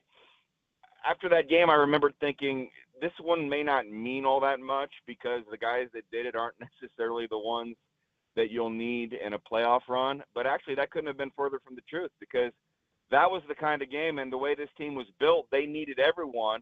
And so it was almost symbolic of you play 12 at times in a playoff run, and those are the guys that needed to step up in just a hostile environment against all odds, and some shots that sort of set the stage for the kind of shots that you would see in that playoff run. I mean, the way T.J. McConnell drove, and I still don't even know how, Obi Toppin was able to sometimes did what Aaron Nesmith does, where he catches it in one motion and shoots it and is behind the line but doesn't step out of bounds. It's one of the hardest things I think that they have to do, and to be able to interview him on the court afterwards. It's not the play or the game that many people will think of over the last couple of months, but hey, how about that one? JJ, I think it's a great one, by the way. Yeah, I mean, that's a hell of a memory. We could go down the list of each guy having a moment. Like I said, I think my favorite yesterday, JJ, was Thomas Bryant, Game 6 against the Knicks. Like, are you kidding me? The guy makes 3 threes off the bench to send him to the NBA Finals. And so when you get to the Finals, Tyrese has another moment, game winner in Game 1, and obviously we saw how it ended in Game 7 in just sort of tragic, heroic fashion, quite honestly, with torn Achilles. But when you see him post, JJ, and he says, I do it again for my brothers, for this city, for the chance to do something special. What did you make of that, and what does that say about the star that's embraced this city and this franchise? I think Pacers fans read that post, and they kind of had some tears for Tyrese, and they've probably had that over the last couple of days. And so no one would really feel that way. I mean, I found myself thinking over the last couple of days, as odd as this sounds, it just – why couldn't they have just lost in Game 6, right? I mean, because you still would have had those same moments and memories, and you'd have Tyrese healthy and not have to have him go through that. But I'm not surprised at all that was his reaction. And he's just a special person and a special player. And you understand why within a couple of weeks after having him with the Pacers and 3 months of that very first season that was really kind of going nowhere, that Chad Buchanan would make those comments that he's going to be our Reggie Miller. And you know how much people still, I was at dinner last night with my wife's grandma, and she talked about how she, started liking the Pacers because of Reggie Miller. There are going to be a new generation of fans that started liking the Pacers, and a lot of you listening have liked them for a long time. But there's going to be a new generation that probably started liking the Pacers because of Tyrese Halliburton. And these are going to be fans around the country. These are going to be fans around the world. And it's not just because he hits those game-winning shots. It's because of his personality and the kind of person that he is. So I'm not surprised he would say that. I thought it was nice to see one of those messages where, it wasn't maybe properly edited. It wasn't a PR message. It was from his heart. And I'll probably go back and read that a few times over the next few weeks and over the rest of the summer. He is Jeremiah Johnson, of course, Pacers TV, where you see him, and we always appreciate our convos with JJ, certainly a ton throughout the year across this station. I guess Miles Turner is probably the easy answer, but, if you could expand, if it's just that, what are you most curious about with this offseason? I mean, the draft is tonight. There's no first-round pick. They do have a second-rounder coming up tomorrow night. Free agency starts as early as Sunday. I don't think there's maybe a ton to expect, but I guess what are you curious about this offseason, JJ? Well, first, shout out to the front office because they have to just quickly get into something that is important for next season and seasons beyond. And you think about every NBA draft and you can say, well, you don't have a first-round pick. It doesn't matter. But I would say the most important player going into next season is someone they drafted in the second round. That's Andrew Nemhard. And so, to kind of follow up on your question, I'm most interested to see what, if any, moves are made in the backcourt. Because if you don't really make any moves, it's pretty clear you're going to start this season with an Andrew Nemhard and Benedict Matherin backcourt, and you're going to see over, a large sample size what Benedict Matherin can do with an even bigger role, and can he play, the style that you want to play on a consistent basis. And or I'm looking to see, is there another high-quality guard that is brought in, whether to start or whether even just to add reinforcements, or is it a point guard and you keep Andrew Nemhard more in that combo guard type of role? I mean, I've thought for, a couple of years now that at some point Andrew Nemhard might want his own team. He's that good of a point guard, but I also don't ever want to see him in another uniform. And I also could make a case that he's maybe best suited in this combo guard type of role where he's your defensive stopper. He can be your point guard if there's an injury or if teams decide to just bear hug Tyrese Halliburton all over the court. So in some ways, he is the perfect complement. And remember, he was drafted in the second round. So something could happen this week that you get a player that could be vitally important to you. Something could happen with free agency or with trades that, send a little bit of a message of what the front office is thinking about this upcoming season, because while initially on Sunday night you can allow yourself to think about things like gap year and what happened to other teams when star players were injured, I just don't see that happening with this group. They've got too many really good players. They've built so much momentum with the fan base. Not saying you just go into next season at media day and asking about winning a championship, but I'm not sure that many people ask those questions this season. And so I'll be interested just to see what, if any, moves are made in the backcourt. One of the points that Rick Carlisle made sure to get across on our show yesterday was that Miles Turner is an offseason priority. I know he had a rough finals, JJ, but when you look back on the entire season and really just his career, 10 years with one franchise, what has Miles meant to this team in this run, and how do you think, people should remember just the totality of what took place during this run? He's brought stability. He's sort of been that one guy, and really ever since my time in this role, 11 seasons that I've done this, and he's been a part of 10 of them. So I almost don't remember what it's like and don't know what it's like doing this job without Miles Turner in the starting lineup, and without Miles Turner being a professional, available if I needed to ask him a question. And look up at Gainbridge Fieldhouse. The fan section is called Turner's Block. He means a lot to this city and to this organization. And there have been times in his career, you guys know well, and John talks about it probably more than anyone because he, is the biggest Miles Turner supporter there is. And whenever he has an off game, people try to, send him messages or get him all riled up. I guess I would say if you didn't have Miles Turner, who do you have? Who do you want? I mean, look around the NBA at the other centers, and with the way the Pacers play, for one, and with what he does defensively and being able to shoot the three, he's kind of the perfect fit for the Pacers. So I guess I would question anyone that is frustrated or says it's time to go in a different direction. You better be prepared to tell me what you're going to do instead. So I would be very surprised if Miles Turner isn't the starting center on opening night. Yeah, I think that's a very good point to point out in regards to the Pacers, and honestly probably where they don't have some leverage in this situation because it's not like on the roster. There's much there with Isaiah Jackson coming off the Achilles and being a free agent as well. JJ, last one for me. Will the Eastern Conference be bad next year? I mean, who's great in the East? Yeah. People forget about the Cavs, and maybe they were thinking going into the draft or free agency they needed to make a move. This could cause them to, we're pretty much good where we're at if we. But even Garland, Garland's going to miss the start of next season. I just don't. I mean, yeah, they obviously had a great year, but I don't know. I'm hard pressed to be sold on 2, 3, 4 teams that are clearly better than everybody else in the East.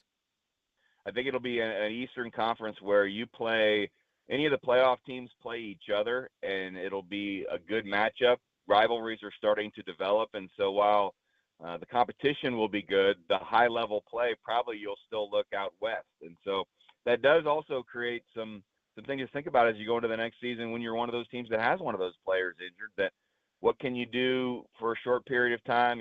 I don't know about Milwaukee and Boston on, their guys that have Achilles injuries have a 2-month head start on Tyrese Halliburton. So might their rehab and recovery be pointed towards getting back in March and just sort of kind of, maintaining a spot in the playoff mix so you can then make a late season run. It'll be interesting. I agree with you. There are going to be no great teams. And the one that maybe nobody's talking about, maybe you ought to pay a little more attention. If they can stay healthy, Orlando getting Bain does change things a little bit. They add some shooting that they've not had.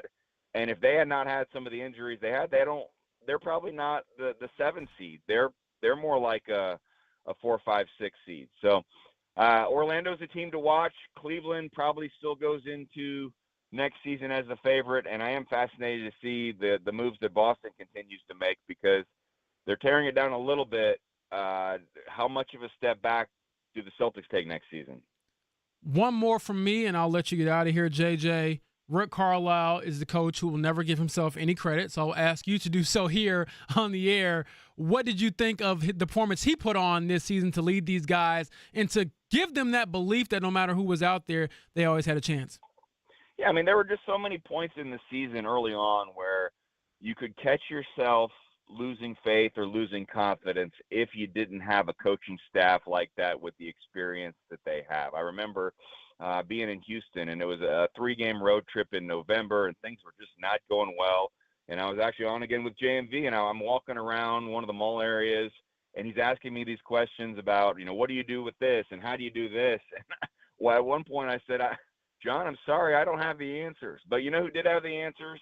Rick Carlisle and the coaching staff. And the way they kept people believing to kind of match that music that you played to start this segment is big because it can be difficult. It can, when you're expected to do what you did last season or even more, and you start 10-15, and you have, boos occasionally, and not a lot, but occasionally in those early December games in Gainbridge Fieldhouse, where you saw that coaching staff thrive were all of the times that they had an extended break. You think about the Emirates NBA Cup, the 4-day break. You think about the days before they went to Paris, they had some extended practice time. You think about the All-Star break and some of those practices. And then you think about before the Bucks series, before the Cavs series, they had some extra time. And all of those times when they were able to get into the lab and practice, which just doesn't happen a lot in the NBA, they usually responded and played some of their best basketball. And so it was a magical group on the court, but I'll also say it's a magical group on the bench and behind the bench. And I'm including the people that you don't even necessarily know as much that sit in the second row, that they all have their individual roles. And even the training staff or the basketball development. If you go out there 2 hours before games and you'll see, guys and gals sweating, getting Pascal Siakam warmed up before his game because that's how he wants to get warmed up. There's so many things that go into it. So credit Rick Carlisle, but credit that entire staff because it really is a well-oiled machine. That is the voice of Jeremiah Johnson. JJ, we can't thank you enough. I know we have asked you to come on a whole lot here over the last X amount of months. You have always made time for us, and we really, really appreciate the insight. Enjoy, I guess, now the official start to maybe your off season. Well, happy to do it. Happy to have you guys talking Pacers all the time. And again, I wanted to just a shout out to the fans. Over the last month and a half, without having a pregame show on television and as much to do during the games, I did spend a lot of time walking around the concourse and meeting and talking to a lot of fans. And you could just tell how much this run meant to so many of you. And so as much as the pain that I felt a little bit on Sunday night, and we all feel for Tyrese Halliburton, I felt for the fans because they were so close to this moment. And you still, now it's 2 or 3 days away. It's good to play some of those highlights that you played and remember how magical this season was. Because I listen to some national shows, and normally they spend all the time talking about the champion. Most of these podcasts that I listen to, they almost didn't want to stop talking about the Pacers. And that kind of makes you feel good. And that is, it makes you feel good to be a Pacers employee, a Pacers broadcaster, and a Pacers fan. Yeah, I saw Bill Simmons say, we will remember this championship more for the team that lost than the team that won. And I think that's well said. Frankly, I think it's a big compliment to the Pacers. And I got where he was coming from on that. JJ, thank you, sir. And what it'll do is it'll make it that much sweeter when one day that parade takes place. And the Speedo is donned, I think is what you're getting at as well there. You just didn't want to maybe say that publicly, which is fine. You're not the first person that's been a little, private about that. Jeremiah Johnson. Yeah, I would be happy to see the Speedo personally, so, whatever. Amen. I know when Maddie was crying in Game 7, I didn't know if that was tears of true sadness or joy that she wouldn't have to see me in the Speedo around the circle there. So, JJ, thank you. All right. Thanks, guys. Jeremiah Johnson, Payless Liquors Hotline. Thank you to the ever great smelling Evan Sherrill from Cluster Truck has just dropped off our order. FAN is your promo code. Want to make sure we mention this. I know Evan hopped on air with us a couple weeks back. Him and his wife currently going through the hellacious journey that is IVF. And this week at Cluster Truck, they do this quite often where some of their proceeds, I talked about in the month of May, with the Kevin Bowen Burger proceeds went to the IU Simon Cancer Center. This week, Birdies-25.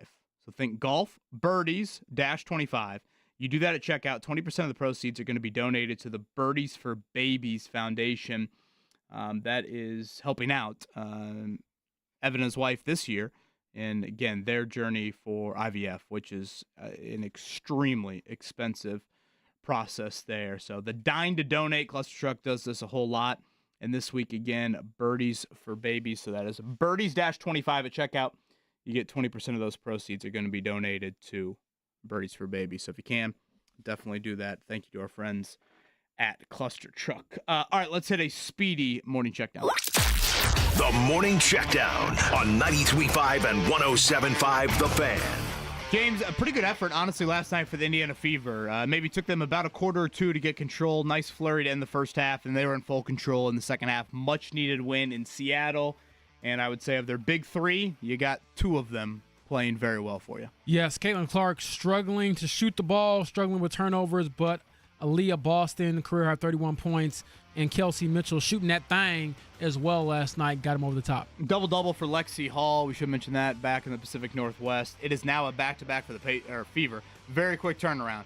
Again, 1-2 on the Western trip. They'll come back. They'll play the Sparks inside of Gainbridge Fieldhouse tomorrow. Then they'll go to Dallas for a back-to-back Friday before they get about a week off. And Caitlin Clark, 1 for 23 on the road trip from 3 and 22 turnovers in those 3 games. If you missed the DeWanna Bonner conversation earlier, that is up on the podcast. We contributed pretty much a whole segment to the drama surrounding one of the biggest free agent signings in franchise history. Now sounds like she wants out. Tonight is the NBA draft. Mark Dykton, one thing you care about. James Boyd, one thing you care about.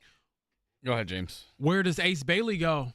You didn't work out for any team? Are you ducking smoke? Are you as good as they say? So I'm very curious to see that because there's obviously no Pacers picks in this first round. Over under 2.5 guys that wear hats of teams they'll never play for. See, I knew you would provide a joke. I thought James might as well, but James actually went serious on that. So thank you for providing some. I try to give a little analysis here and there. Serious insight. I am curious where Walter Clayton Jr. goes.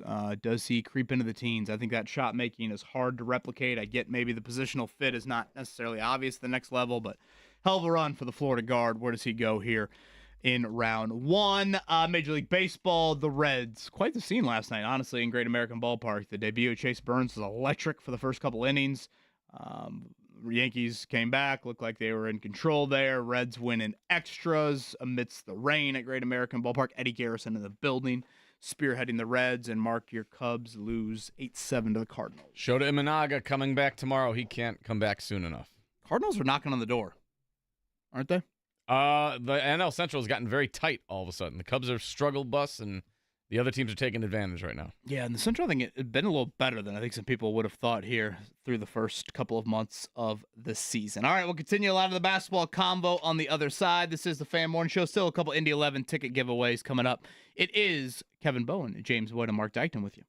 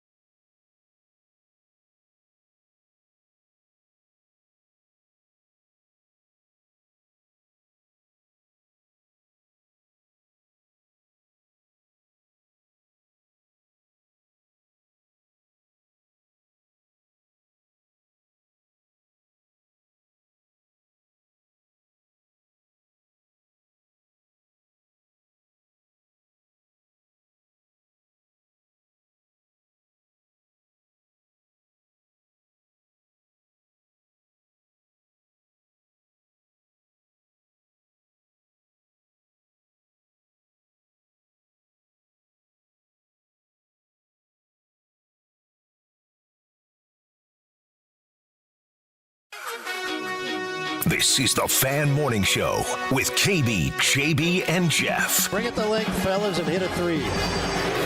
2-point game, 6 seconds to go. Halliburton driving. He's in the lane. He nearly lost it. He backs up and unloads a three. Oh! That did not happen! It hit the back of the rim. It popped high into the air, and it dropped gently through the net. 자, 언더독인 인디애나가 익숙한 상황을 맞이한다. 하리버튼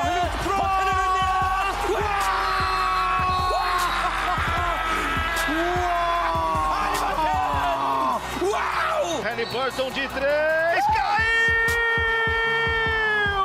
E a falta? 3 pontos e a falta! Here comes Halliburton across the timeline. Cross court, Neesmith into the corner. Can Bryant do it again? You know he can! You know he can! Number 3 with a 3. Into the forecourt, Halliburton all the way to the goal. He lobbed it to the rim. Checkmate! Checkmate! Toppin with a dunk. 7 seconds left. Time will run out. And the Eastern Conference Championship has been captured by the Indiana Pacers. Halliburton has it with 3, driving with 2, pulling up, and hitting with 0.3 of a second to go. How many more times can this team do that? It's gone! With 0.3 of a second remaining! Timeout, OKC! Tyrese Halliburton does it again! McConnell dances, spins, fumbles, picks it up, and can't finish in front. Rebound to the grateful Nembhard over on the left wing. It was tipped in his direction. He grabbed it and laid it in. And then McConnell steals, and the Pacers get 4 quick points in a matter of seconds. Under 8 seconds to play. McConnell on the drive in the lane. Open man, and Toppin missed the 3. Rebound punched outside. Shepard fires from the top. He hit it, and that's going to count. He hit a 3 as time expired. The lead is 30. Yeah! Yeah! Yeah! That's how we feel!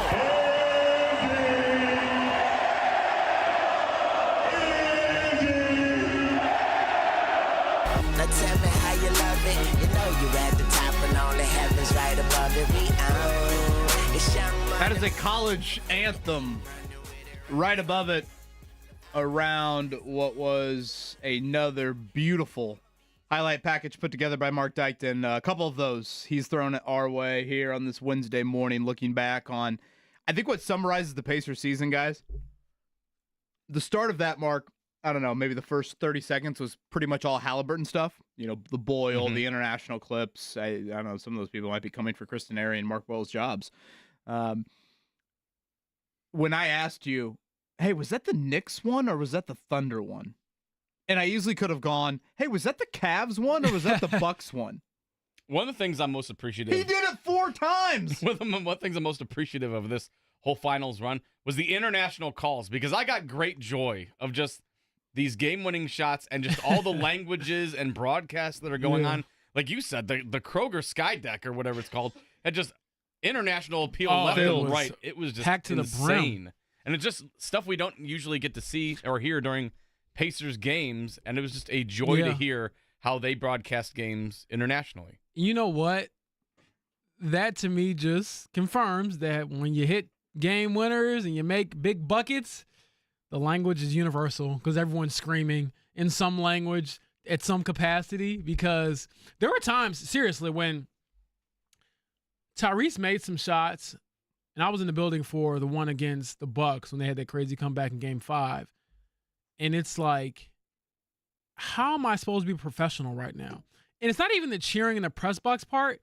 It's just, as a fan of the game, I'm like, this is crazy. It's like the Jalen Suggs shot in the Final Four over Lucas Oil. It's like how do you're you... like hitting the person next to you on Yeah, media row. it's incredible. And honestly, I've thought about this.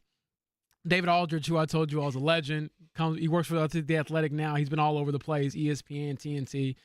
He told us that when Tyrese is making some of these shots in the playoffs, it reminded him of when, I think he said MJ hit a shot in the finals one time. Or no, it was the switch hand layup against the Lakers. And he said that he was sitting next to Michael Wilbon, and Michael Wilbon obviously could not cheer. But being a Chicago guy, he said he bit David Aldridge's like shoulder pad of his blazer and just like screamed into his shoulder. And like that's what I wanted to do a few times. Like, man. Shout out to Mike Tyson. Yeah, I need something to just, scream or shout or whatever. And, I will say this, Halliburton, I forgive you for stressing me out on deadline because there were many times where I had to change my story because you changed the story. But what a thrilling ride. And I know we talked about this throughout the playoff run and throughout those shots, but what truly stands out to me about the shots, obviously, it doesn't matter where those shots would have been. They would have been climactic no matter what. But what adds to it, what continues to provide more Hollywoody stuff to the Pacers season, guys, 3 of those shots were on the road. All those shots the Pacers were losing. Like, it's not like a tie game winner. No. Because I think there's just a little bit, not that I've been in the moment, but I would assume there is a little bit of like the pressure's not as immense when you're like, hey, if I miss this, we're good. We're going to all clap and go to the huddle, and it's going to be overtime. You also get to wait the clock all the way down, if that makes sense. It's the true driveway moment. Yeah. And the layup on Giannis, the step back against Jerome. Remember the Mitchell Robinson Knicks one, he lost the ball. He's mentioned this, that when Mikal Bridges kind of knocked the ball away from him, he was thinking floater. To tie the game. To tie it. Then he loses it, and then he's like, oh, boy, I might need to pull Mitchell Robinson away from the basket. He obviously shoots the shot thinking it's a 3 for the win. His toe was on the line. That was overtime. And then, of course, the pull-up, whatever that was, 18-footer on Cason Wallace against the Thunder in Game 1. So, man, just magical.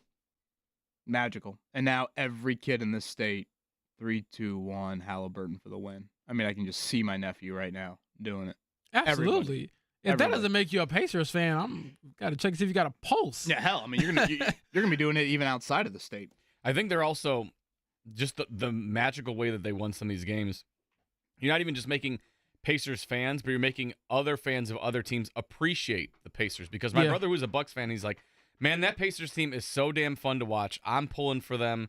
He's like, they got so many guys on that thing that just, he's like, Aaron Nesmith, he's jealous of Aaron Nesmith. Yeah. He's like, this Andrew Nembhard guy, where'd he come from? Like, people are going to talk about the Pacers how IU fans reluctantly talk about Purdue right now. Yeah. Yeah. Like, you got to give respect. You have to. I did in the final tweet I had about the Pacers season, I did the little Yankees kid tipping his hat to Jeter. Yeah. It's kind of that feel to it for me. Honestly, I feel unfortunate because, Mark, when you say like the international flavor to it, I think the Pacers would be, and obviously last year they were in Paris, they will be, I think, a big international draw, for those games the NBA does seemingly every year.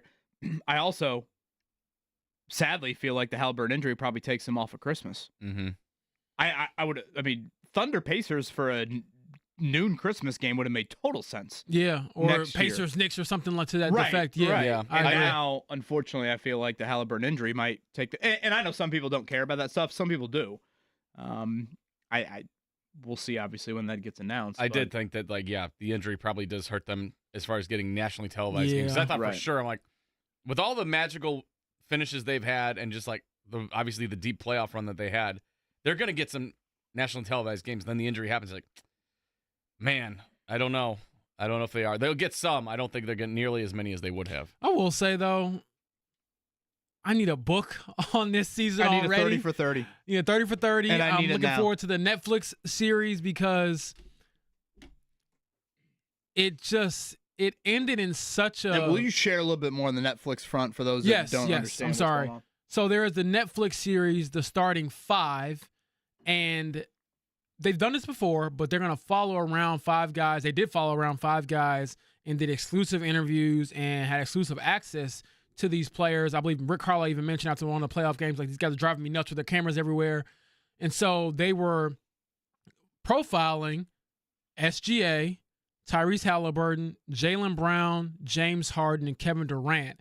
And obviously the 2 that I want to see the most are Tyrese and SGA. And you'll have in that series, especially I believe in the final episode, the dichotomy of oh man, the that final joy, episode. Oh, SGA, you've done it all. You cap off one of the greatest seasons we've ever seen. You know, MVP, scoring champ, all that and more. Championship, you're the man. And then Tyrese, you were right there, but you have like this hero's, finish or hero's defeat where you go down because of the Achilles. And I did, find it kind of funny or humorous. So people are just like, do Achilles exist just to hurt us, just to break our hearts? Because, man, that dude was cooking 9 points, 7 minutes, fearless, and it looked like he was ready to just steal everything. And that's what I think Rick Hall said yesterday. They had one game for everything. And he went out like that. Not the ending. I mean, he went out and started the game like that. He went out there like, oh, no, we didn't come here to be some, good story, which ended up being regardless. We came here to finish this thing. Mark, let's do a 4-pack of tickets to Indy 11 on Saturday. It's the men coming up against Birmingham on Saturday in something called the Jägermeister Cup. I don't think I've had Jaeger. I think I've had Jaeger once since my 21st birthday, and I don't think it went well. I was going to say, I've had Jägermeister in a cup, and that was, boy. Yeah. That didn't end well. And if I remember correctly, I think I put it back in that cup, if you catch my drift on that. Nonetheless, Jägermeister Cup sounds like a cool thing. Saturday, Birmingham, Indy 11, 4-pack of tickets, 317-239-1070. Fan Morning Show, one final time with maybe some more tickets to give away.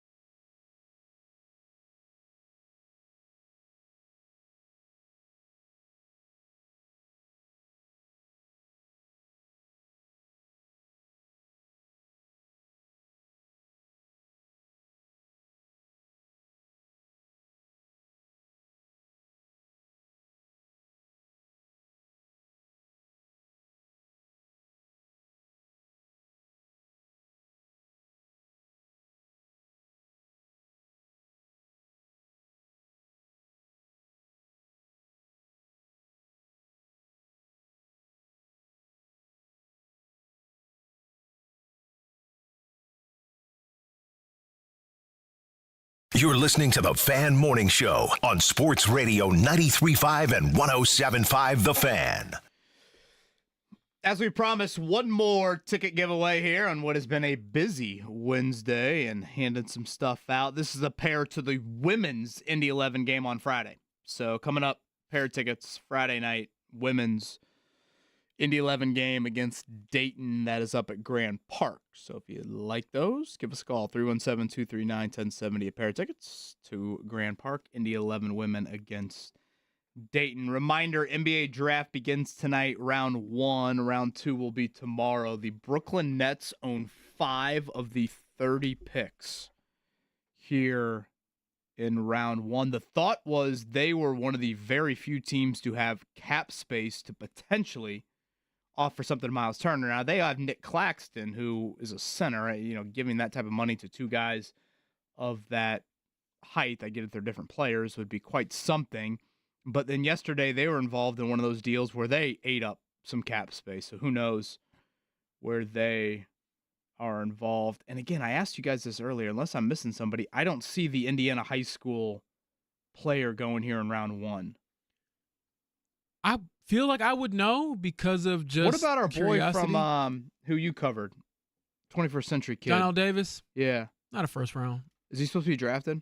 I don't even think he's supposed to be drafted, to be honest.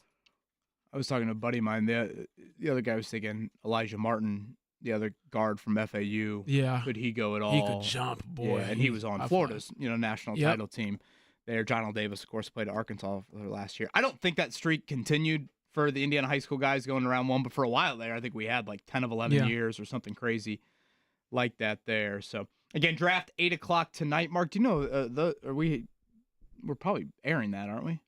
No Fever game tonight. I would think we would be. Yeah.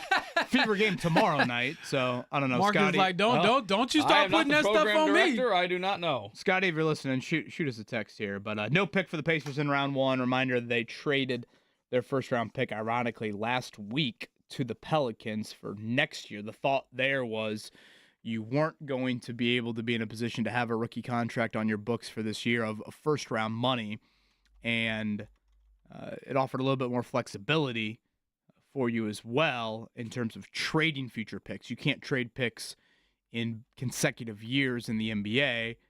And now with the Halliburton injury, as Rick Carlisle said to us yesterday, James, unfortunately, the Pacers could be in a position that they are drafting much higher next season than, what were they, 23, I think, overall in this year's draft?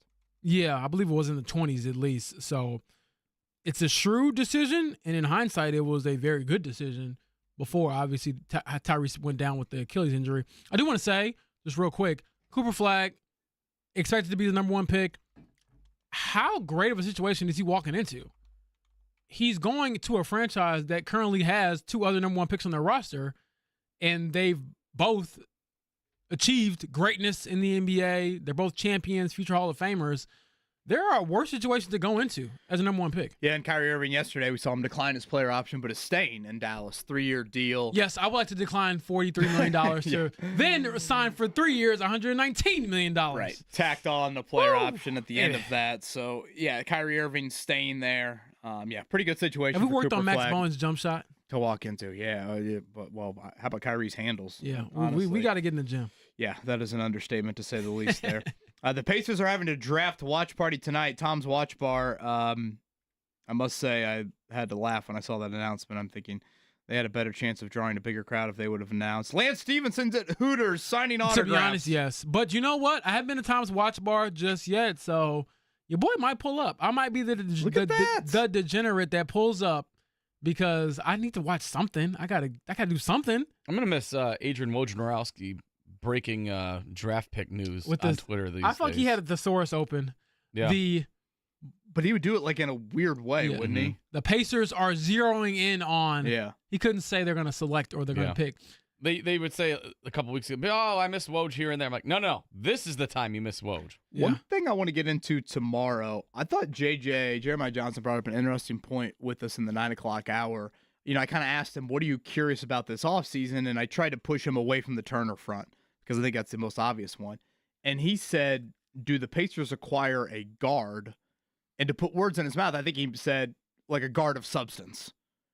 And that, I think, is a very good point he brings up. One we really haven't discussed. I mean, you did just lose a guy that averages 20 and 10. Chris Paul, are you still trying to hoop? You know, I jokingly brought up earlier in talking with our sales guy, John Griffin, yesterday, he was like, boy, this would be the perfect time for like a 1-year player loan like they do in the English Premier League.